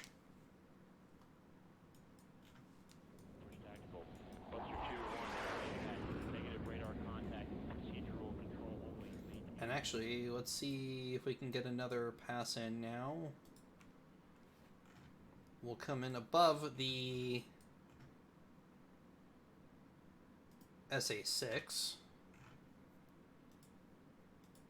AAA may be able to hit us from up there, but we're going to be going again at afterburner speed, so we should be okay. 900 knots, 920, 919, really? 920, there we go.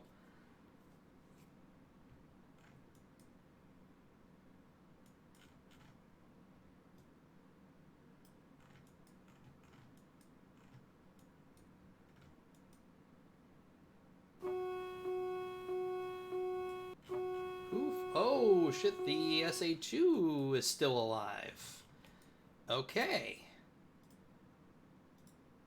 Wasn't ideal, but actually we learned some things. Goodbye, Mr. SA-2. You need to be dealt with. I'm sorry.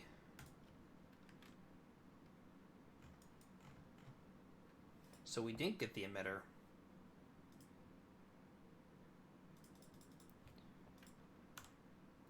Drop down to 35,000 feet.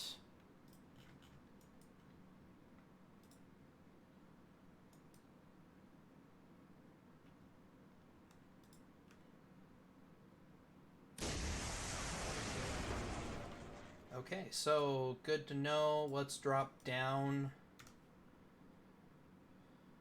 to 20. And we're going to change our course.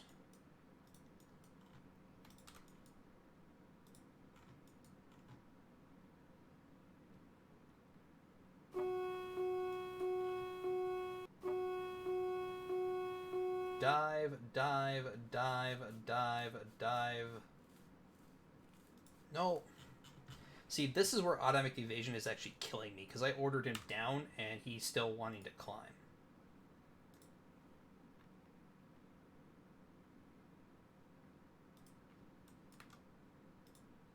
It's like I'm trying to save him. Yeah, get down, keep diving, keep diving, keep diving.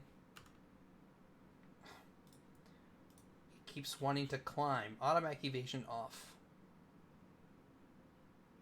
No. No automatic evasion. It's actually going to get you killed.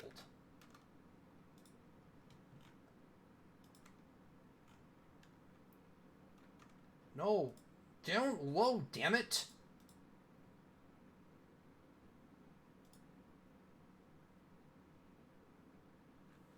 There. Now we should be safe.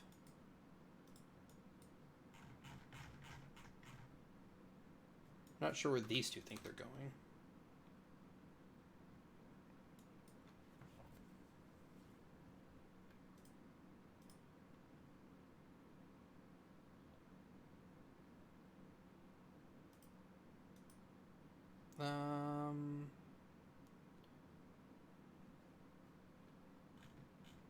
I don't know what the range on the tarp spot is.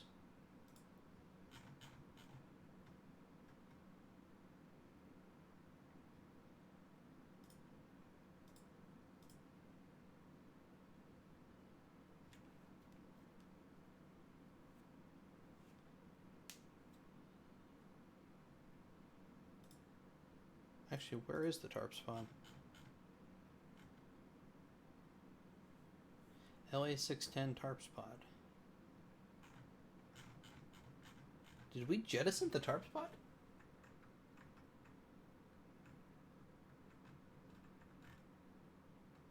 Touts, Snake Eyes, Recon. There should be an LA610 tarp spot. Weapons. Oh, there's the tarp spot. Okay. It just wasn't showing up here on the list. That's good. So if we look at the tarp pod.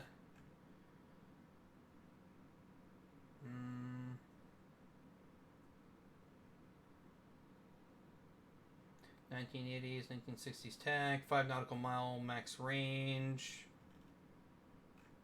Yeah, 36,000 was probably a little too high for it, but I actually learned a lot of other things from that attack. Most notably, that sand battery is still alive.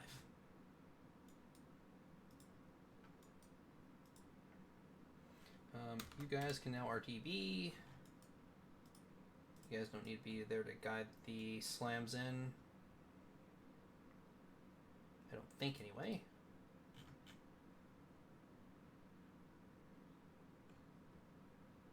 Nope, infrared seeker. That's what I thought.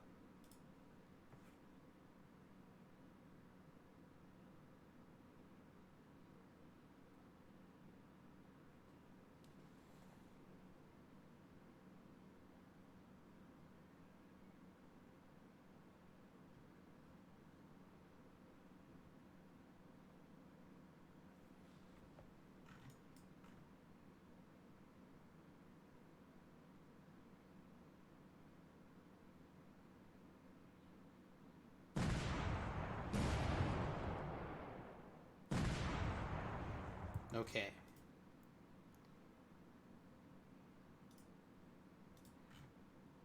Let's take a risk now. Fly back over here, come back up to 36,000. And see if we get shot at again.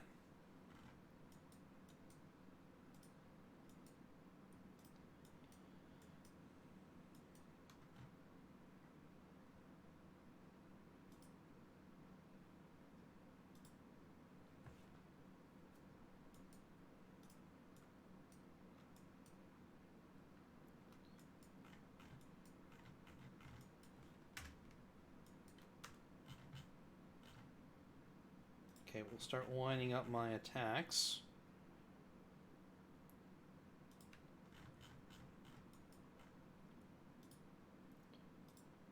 So strike number... They're armed with snake eyes. This group is armed with snake eyes. So we'll use snake eyes against the tarmacs.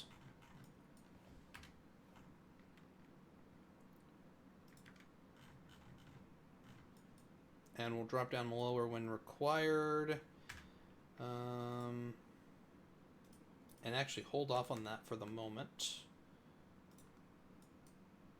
Let's go to there and go to loiter. Where are those FA-18Cs at?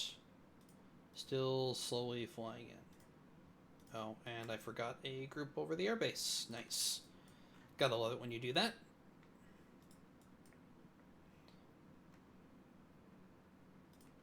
Okay, so first to go in are going to be the group with... See if that other SA2 is gonna shoot. Alright, so sorry. First group to go in is going to be the group going in with GBU-24 Paveway 3s. We'll use this group to hopefully damage that SA6 site. We know all those sites are hostile. And then where's that last group? Over here.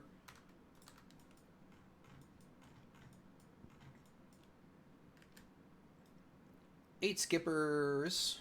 So what I'm going to do is remove the airbase.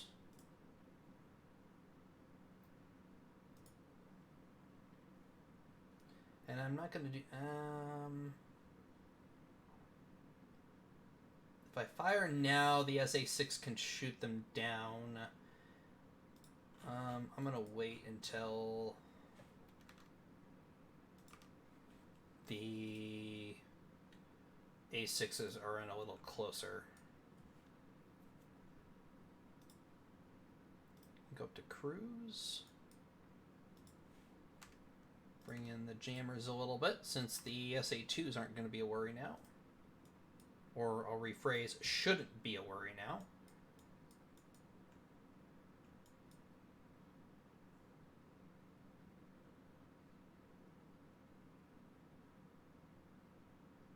Originally had an SA8 site, which caused no end of problems for new players. Oh my god. 2 SA2s, an SA6, and an SA8? Are you trying to make people, like, hate you?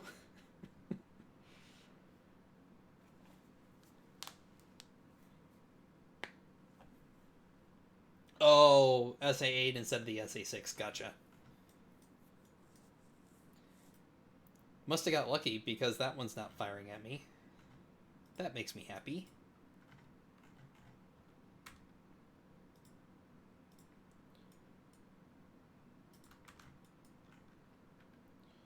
Might as well do one more run.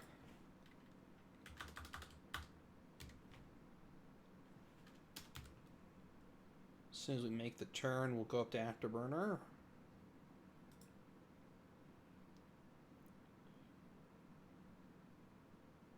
Dropping down to 20,000 feet again.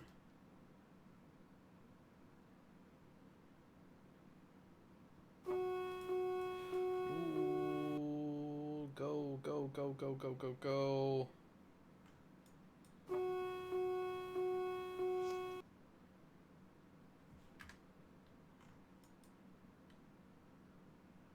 Okay. climb back up. You can drop back down to cruise. I mean, 10 minutes of fuel left anyway.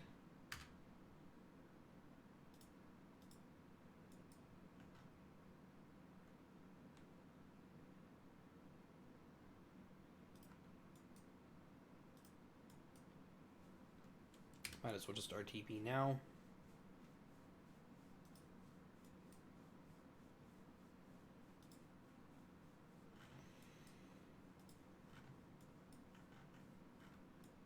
Paveways, you guys can start coming in. Mavericks, you guys can start coming in. APAMs, you can start to go to the rally point.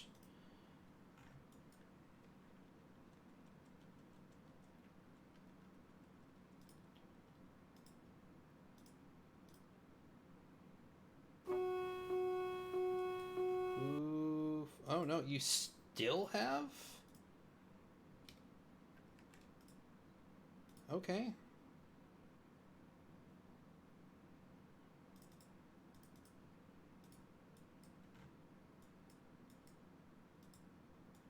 Wow, that is one lucky SAM site. They're still there.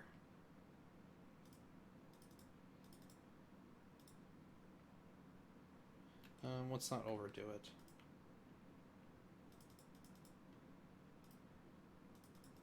Eight skippers. Let's use 2.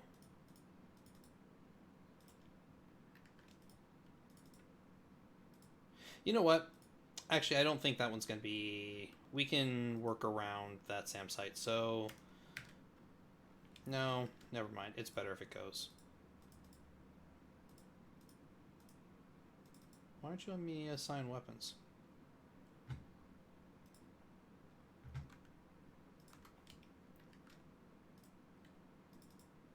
There we go. Assign 2. See if we can take it out.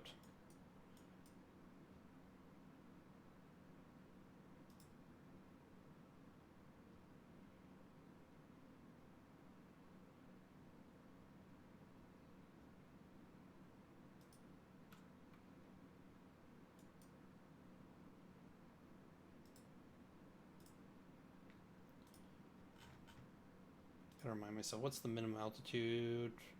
1,000 feet on the SA2. Yeah, it's better if it just goes away. It'll make things easier.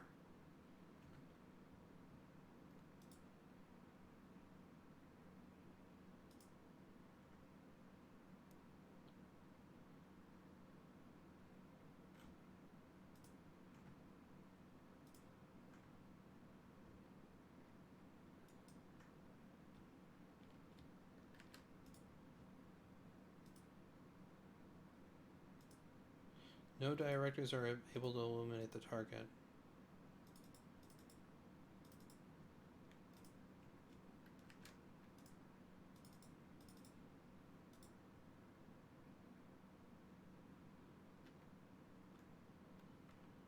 There we go. Fire 1.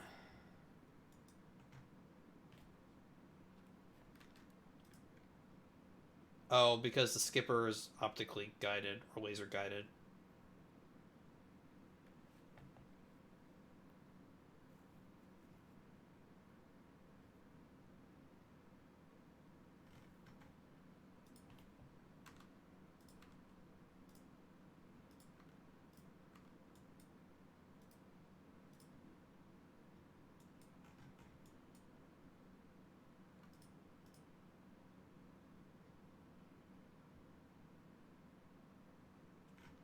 Well,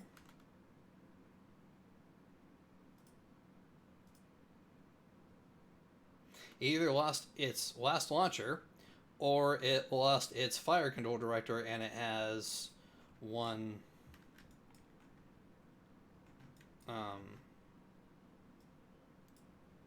launcher left. To anyone... Okay, so now time to take out that AAA. So remove the sand battery. 1, 2, 3, 1 out of bore sight limit. Okay, that's fine.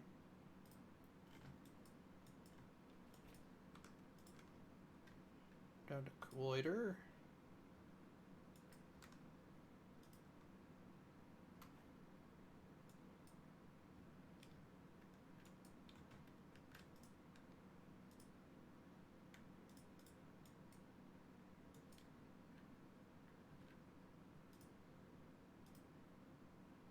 What do you have to be inside bore sight limits?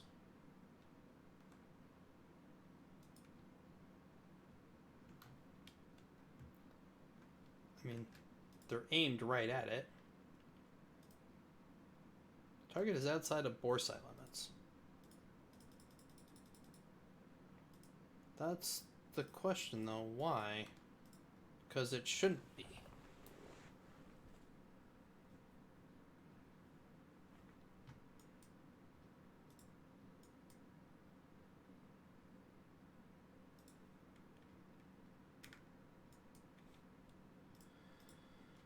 Okay, so this coming in and fire.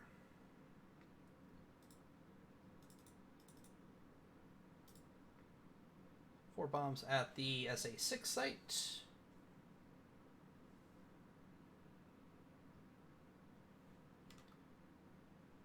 Make sure I'm within launch parameters of the... Yeah, we're good. So what's the launch parameters for the Skipper 2? 60, yeah, 10,000 to 65,000 feet, so I'm good there. So I'm not sure why it was saying I'm outside of bore sight limits, because I shouldn't be.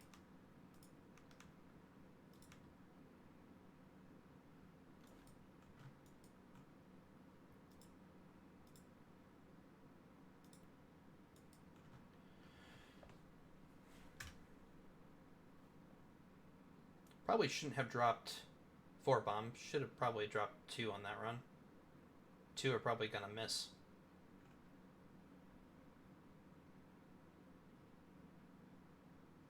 Okay.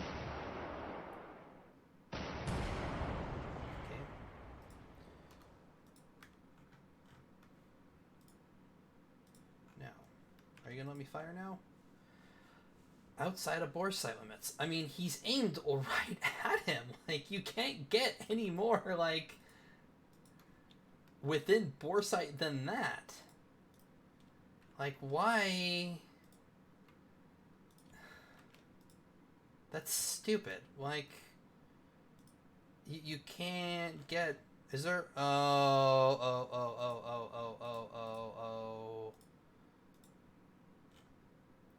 Minimum range. 1 nautical mile. I'm 3 nautical miles, so it can't be minimum range then. Yeah, I don't know why it's saying I'm outside of bore sight limits, because it's obvious I'm within... I'm not going to use the LOS tool, because the LOS tool is going to kill my PC. And it's flat ground. There's no LOS issues. I mean, this is all flat. I mean, we're looking at a couple 100 feet of elevation change in this area, at the most. Like, so it's definitely not elevation.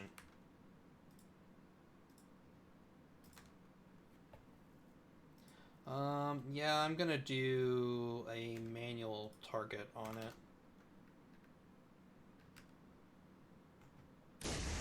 See, now he's allowed to fire, but apparently you can't manually fire. Okay. I give up.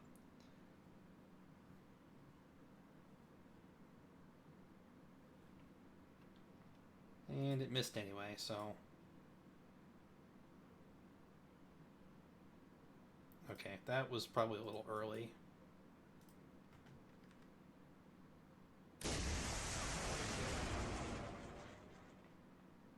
Alright, we are hanging around here a little too much, so...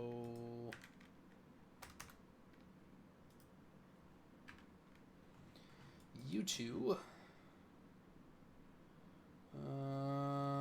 aviation gas access point.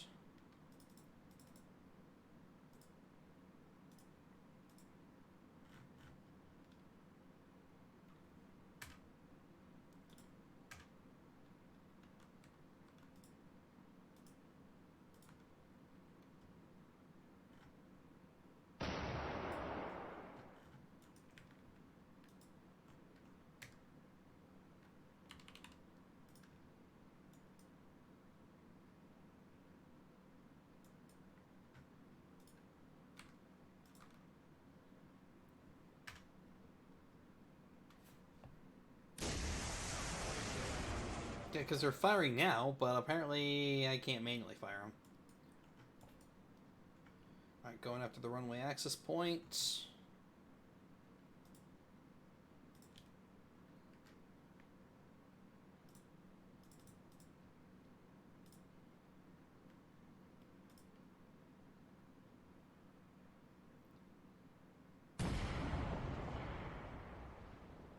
I always want to drop 2 laser guided bombs, even though you can only guide 1.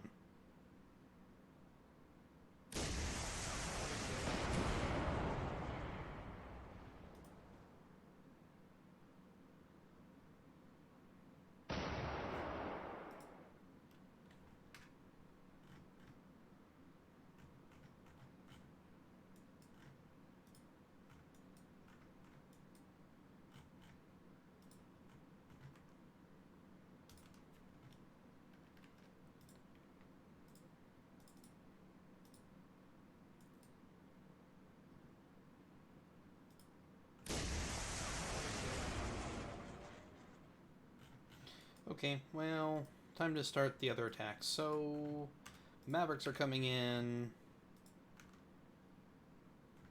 and the other FA-18 with the paveways.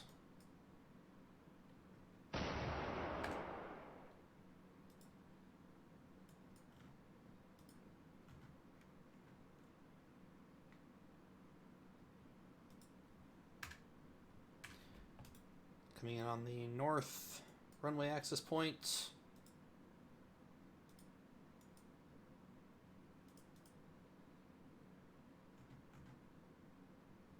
No. Apparently he got assigned to the... Okay. That wasn't intentional. Mavericks. What's your max altitude here? 65,000 feet, we are good. Again, the bore site. Like, it's not a bore site.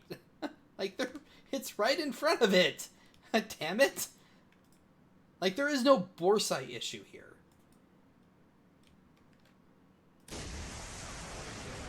Okay, so now you can fire. So is there something that's actually affecting my ability to fire here?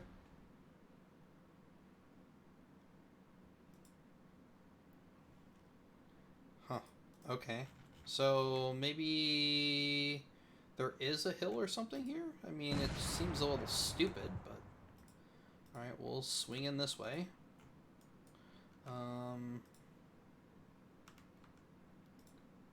Turn in, come in... Launch 1 paveway at each of the runway access points. That should finish them off.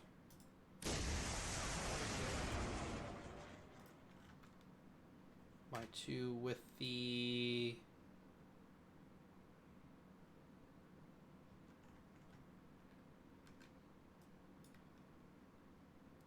Fire that.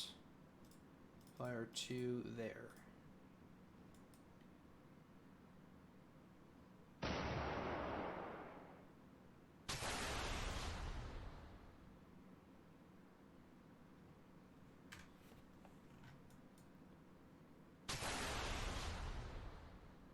Huh. That is really strange that they're not being able to fire until they're right on top of the target, but... Like, there is no hill here. I mean, there's a slight hill, but it's not like it's a mountain that would be obstructing the view.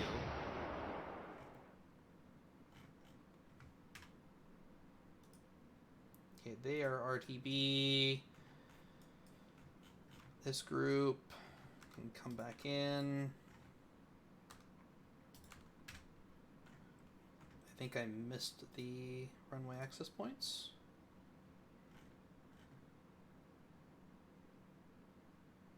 Impacts on Skipper. Okay, so the Shilkas are actually taking out my missiles. That's what's been going on here.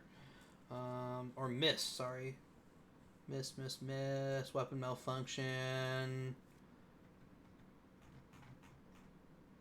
Weapon damage. Impacted. Okay, so we'll drop another 2, I guess. 1.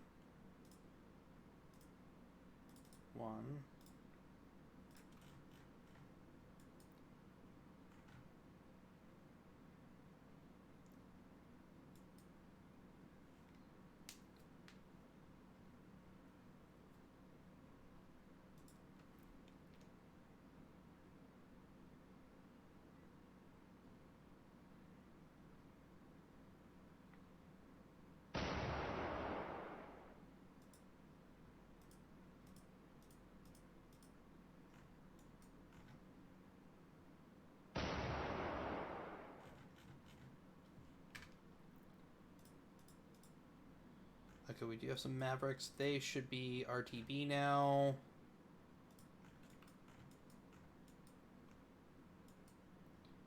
Weapon damage. Impacted. Doesn't look like we destroyed them, though. Maybe we're just not seeing it? Scoring. I normally don't like doing this, but let's look.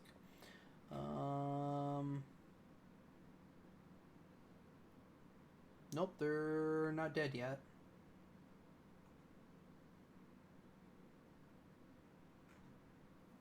Okay. We'll take the last Maverick, and we'll fire it at that one.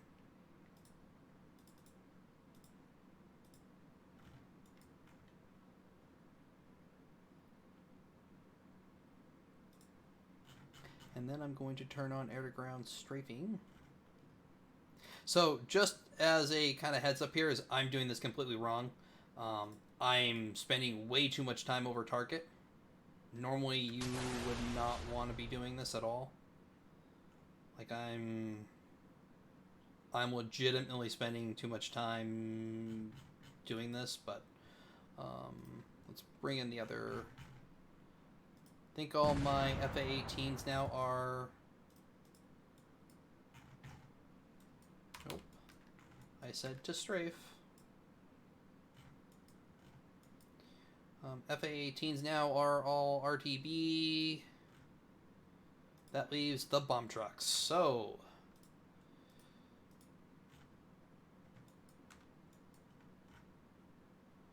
we'll bring them in. That group can come in. Okay, last group of FA-18s first. Then we'll come in with the Snake Eyes. Who fired? We still have a sand battery? Oh, man pads.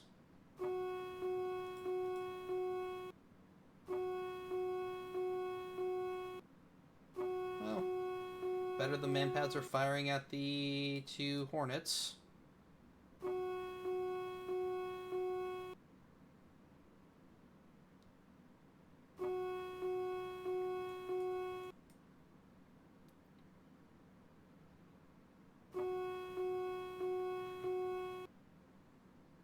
Yeah, I don't know what's going on with the targeting.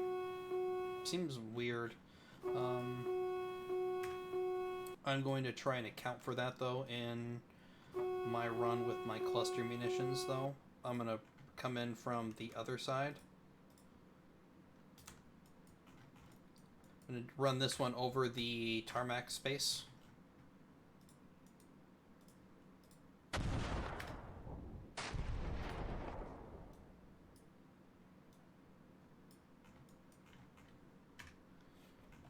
And I'm just going to drop it all on those tarmacs right there. Now you guys can come and strafe that one.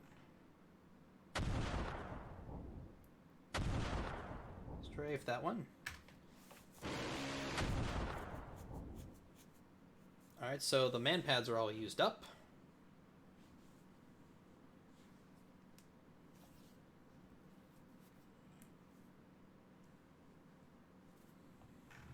Yeah, automatic fire seems to work fine. Just manually targeting, it's giving me a bore sight problem.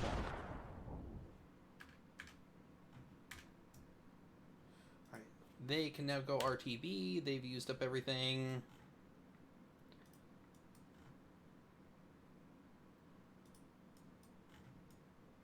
And two, or I guess 3 groups left. I have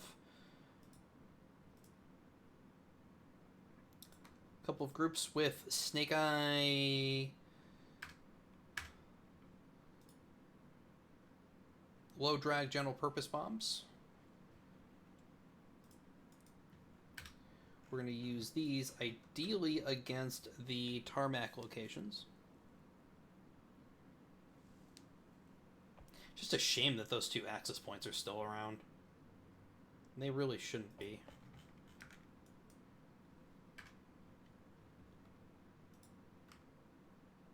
Come on, I'm not hitting F3, I'm hitting F4.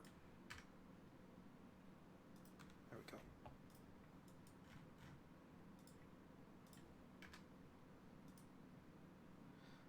Actually, what I should do is turn on...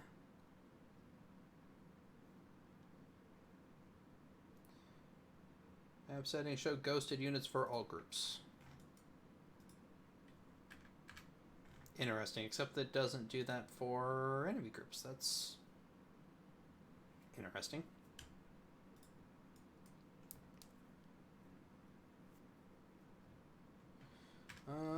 I don't think so. I destroyed runaway access points before. I just heavily damaged them. I think a couple of my bombs missed or just didn't do damage.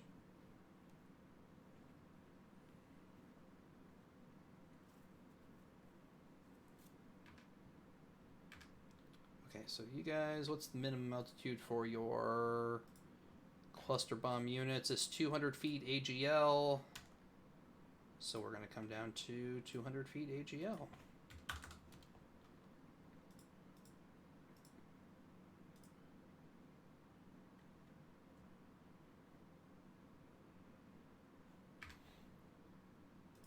And the plan is for you guys to drop 1, 2, drop there, 1, and 2.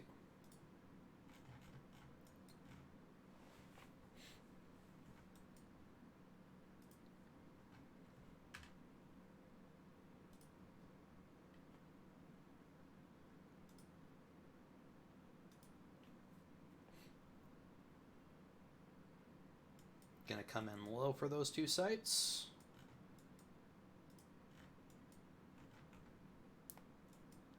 Ooh, I messed up here. My I don't have, I have 30 minutes left on the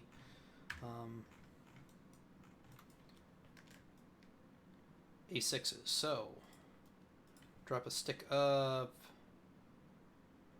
7, allocate, drop a stick of 7, allocate.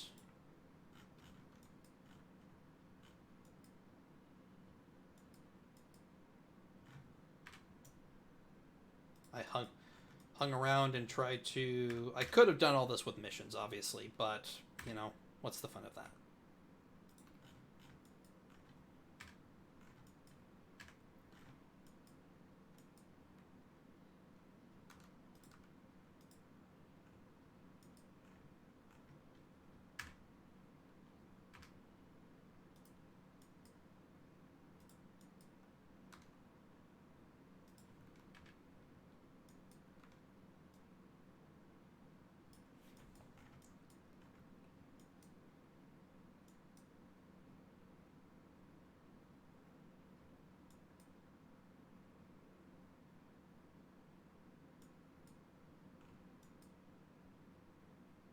Alright, we're dropping a single cluster bomb on each of those tarmac spaces.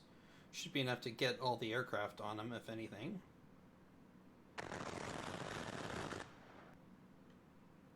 Nice. Now, if we go to scoring... Let's see, should have got a whole bunch of MiG-23 floggers with that little run.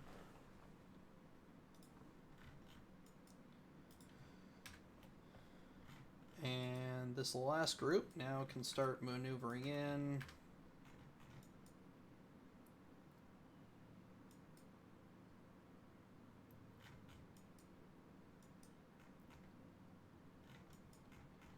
Let's see, what do we have left over here? We got some hangar, terminal, hangar.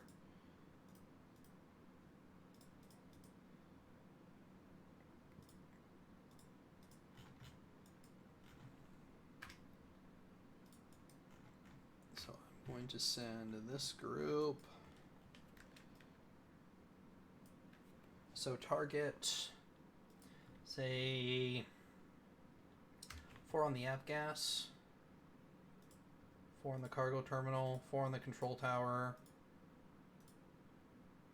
4 on the passenger terminal, and then we'll save the bombs from the second one for a second pass.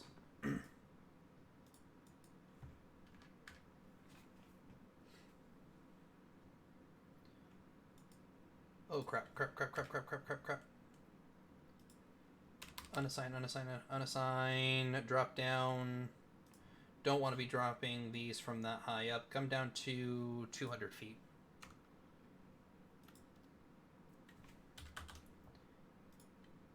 That would have been bad.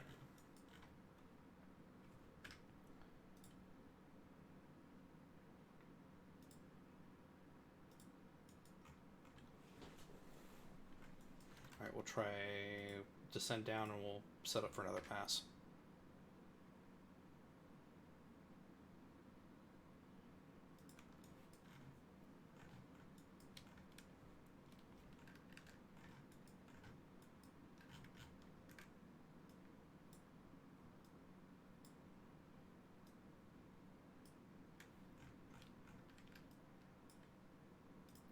Stick of 7.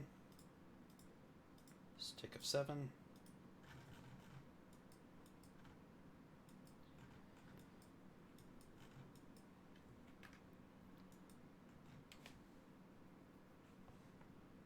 So what happens when you try to get cute with micromanaging everything? You start making mistakes like that. Dropping snake eyes from 36,000 feet was a guaranteed miss on those targets. Like, guaranteed miss.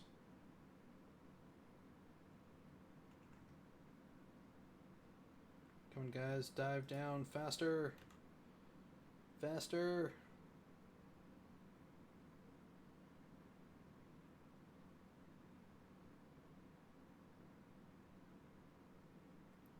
May have to make a second run of this. They're not going to be down at that minimum altitude before they get within bomb range. And they're way too close.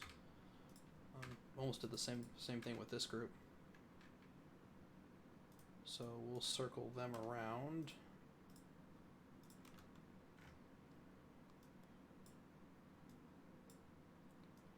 And they can start dropping down to a GL of 200 feet.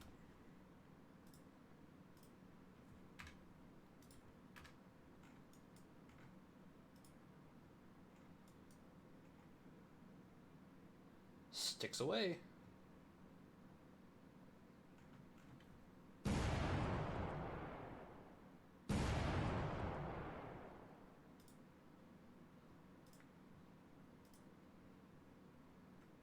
Here's another 8 MiGs. Now what I'm going to do is just tell them to avgas, tarmac, ammo shelter. We don't have the penetrators for it. 13 minutes. Let's go and make another pass here. This time, target the Avgas. 7. Allocate.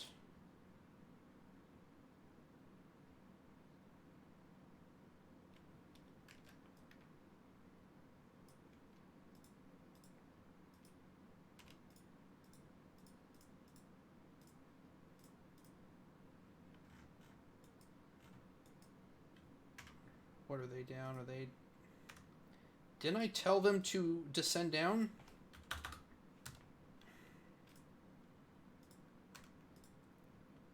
Okay, just orbit over here.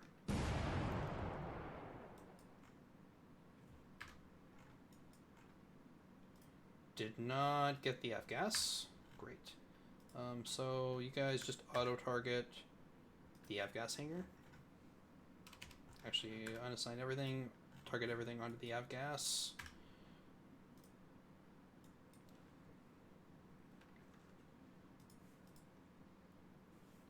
Still got another 10 minutes. This group is slowly descending down.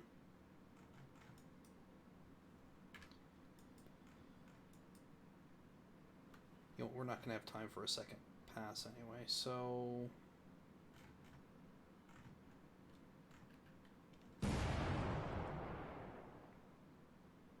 Took out Avgas, though. I'm going... What do I did 4 apiece, so I'm going to do the same thing with strike 2, 4, 4, 4, and 4.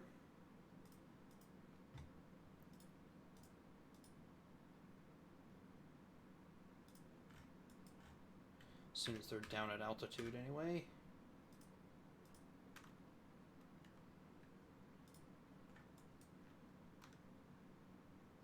No, no, no, no, no, no, no, no.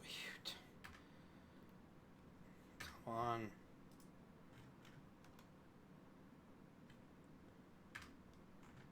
Okay, so go here, turn, come in, and then... Actually, no, don't do that. That's the wrong way. Come this way, and turn in. When you do, fire. Fourth the Avgas. Fourth the terminal. Remove the AC hangars. We can't actually do damage to those. 4 to the tower. 4 to the terminal. 4, 4, 4, and 4.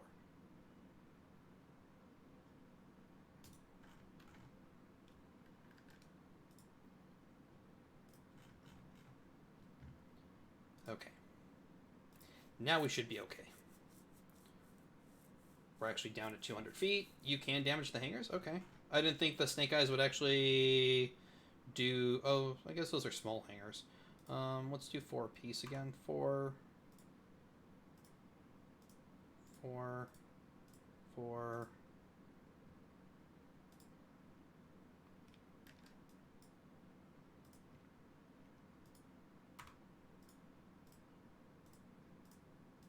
There we go.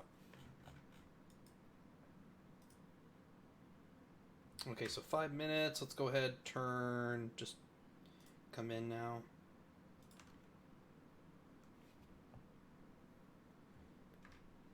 Yeah, generally my experience with going after the hangars with non-penetrating warheads is kind of like going after like hardened aircraft shelters. It just doesn't seem to work out well when you're using airs for that.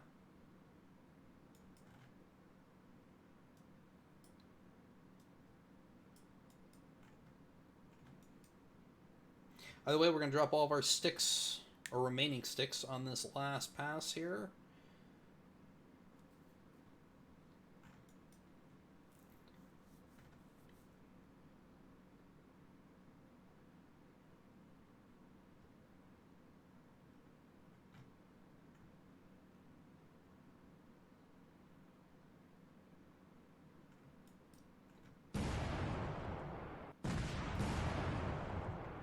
Look at that bombing run.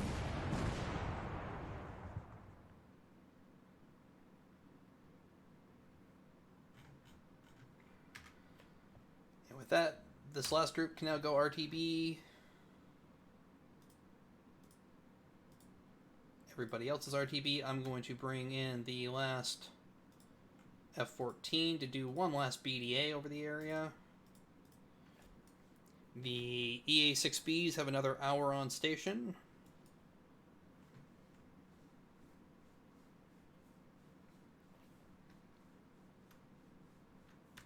Our F-14 we want to bring down to about 20,000 feet.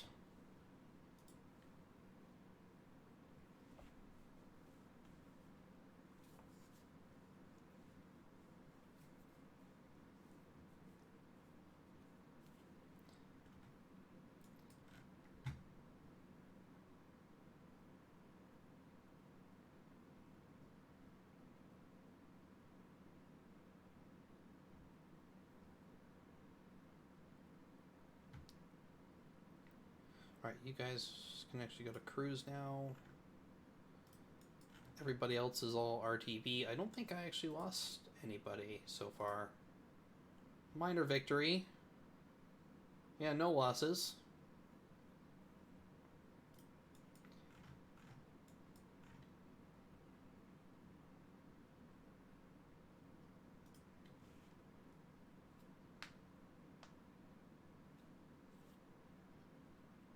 Again, I hung over this airbase way too long. I would have been a lot better setting up missions and activating those for this, but...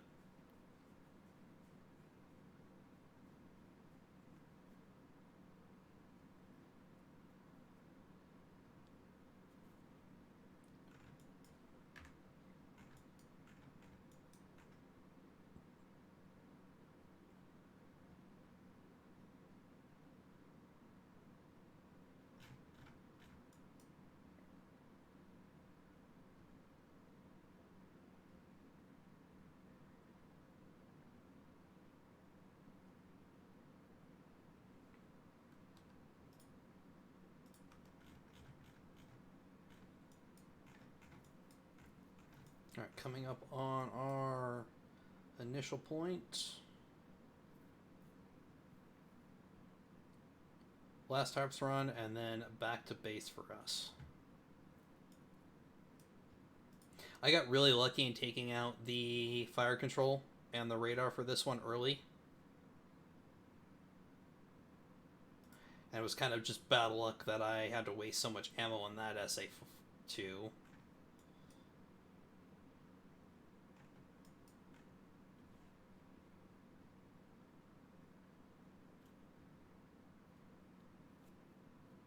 But if you would have done that, then you would have needed fighters in this scenario as well.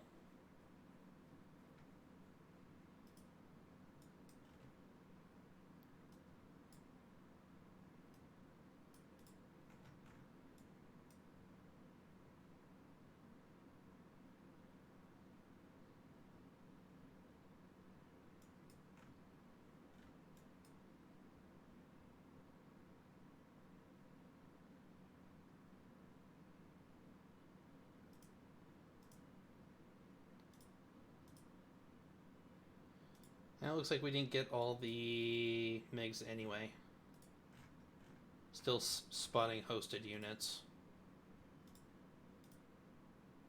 Last seen 19 minutes ago, so maybe I did get them. And it's just not updating what the tarps run. Either way, RTB. Can go ahead and RTB the jammers. Can go to 5X.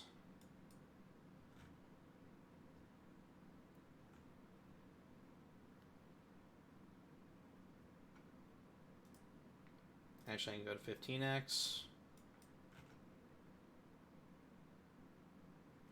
And not as well as I should have, but again, I could have done a lot better if I was using missions for a lot of the strikes rather than hanging around trying to manually coordinate it.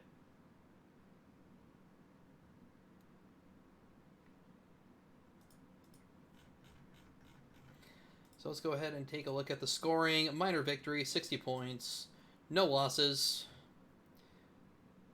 Destroy 22 MiG-23 floggers, 1 aircraft hangar, medium, 2 avgas, 1 control tower, 2 big back radars, 6 23mm ZSU 23s, 6 SA-18 launchers,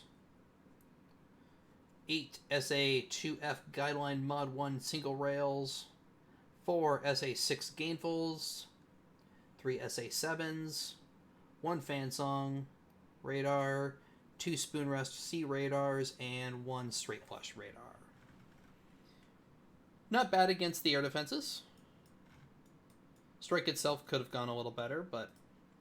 And I believe I do have rearms. Yeah, so if I wanted to hang around, I could do a second strike and go finish off the airbase, but I'm not going to. I think there are 24 MiGs and I got 22. So I basically decimated the squadron.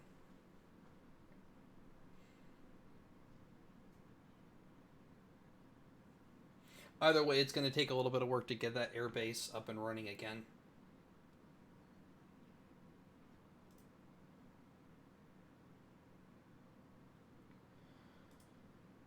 But with that, everyone, I think that's going to be it for me today. Thank you all for watching. As always, thank you, Bart. Thank you, Doug, for the suggestions and all the talk and chat. I really appreciate it always. I will be back next Saturday with something.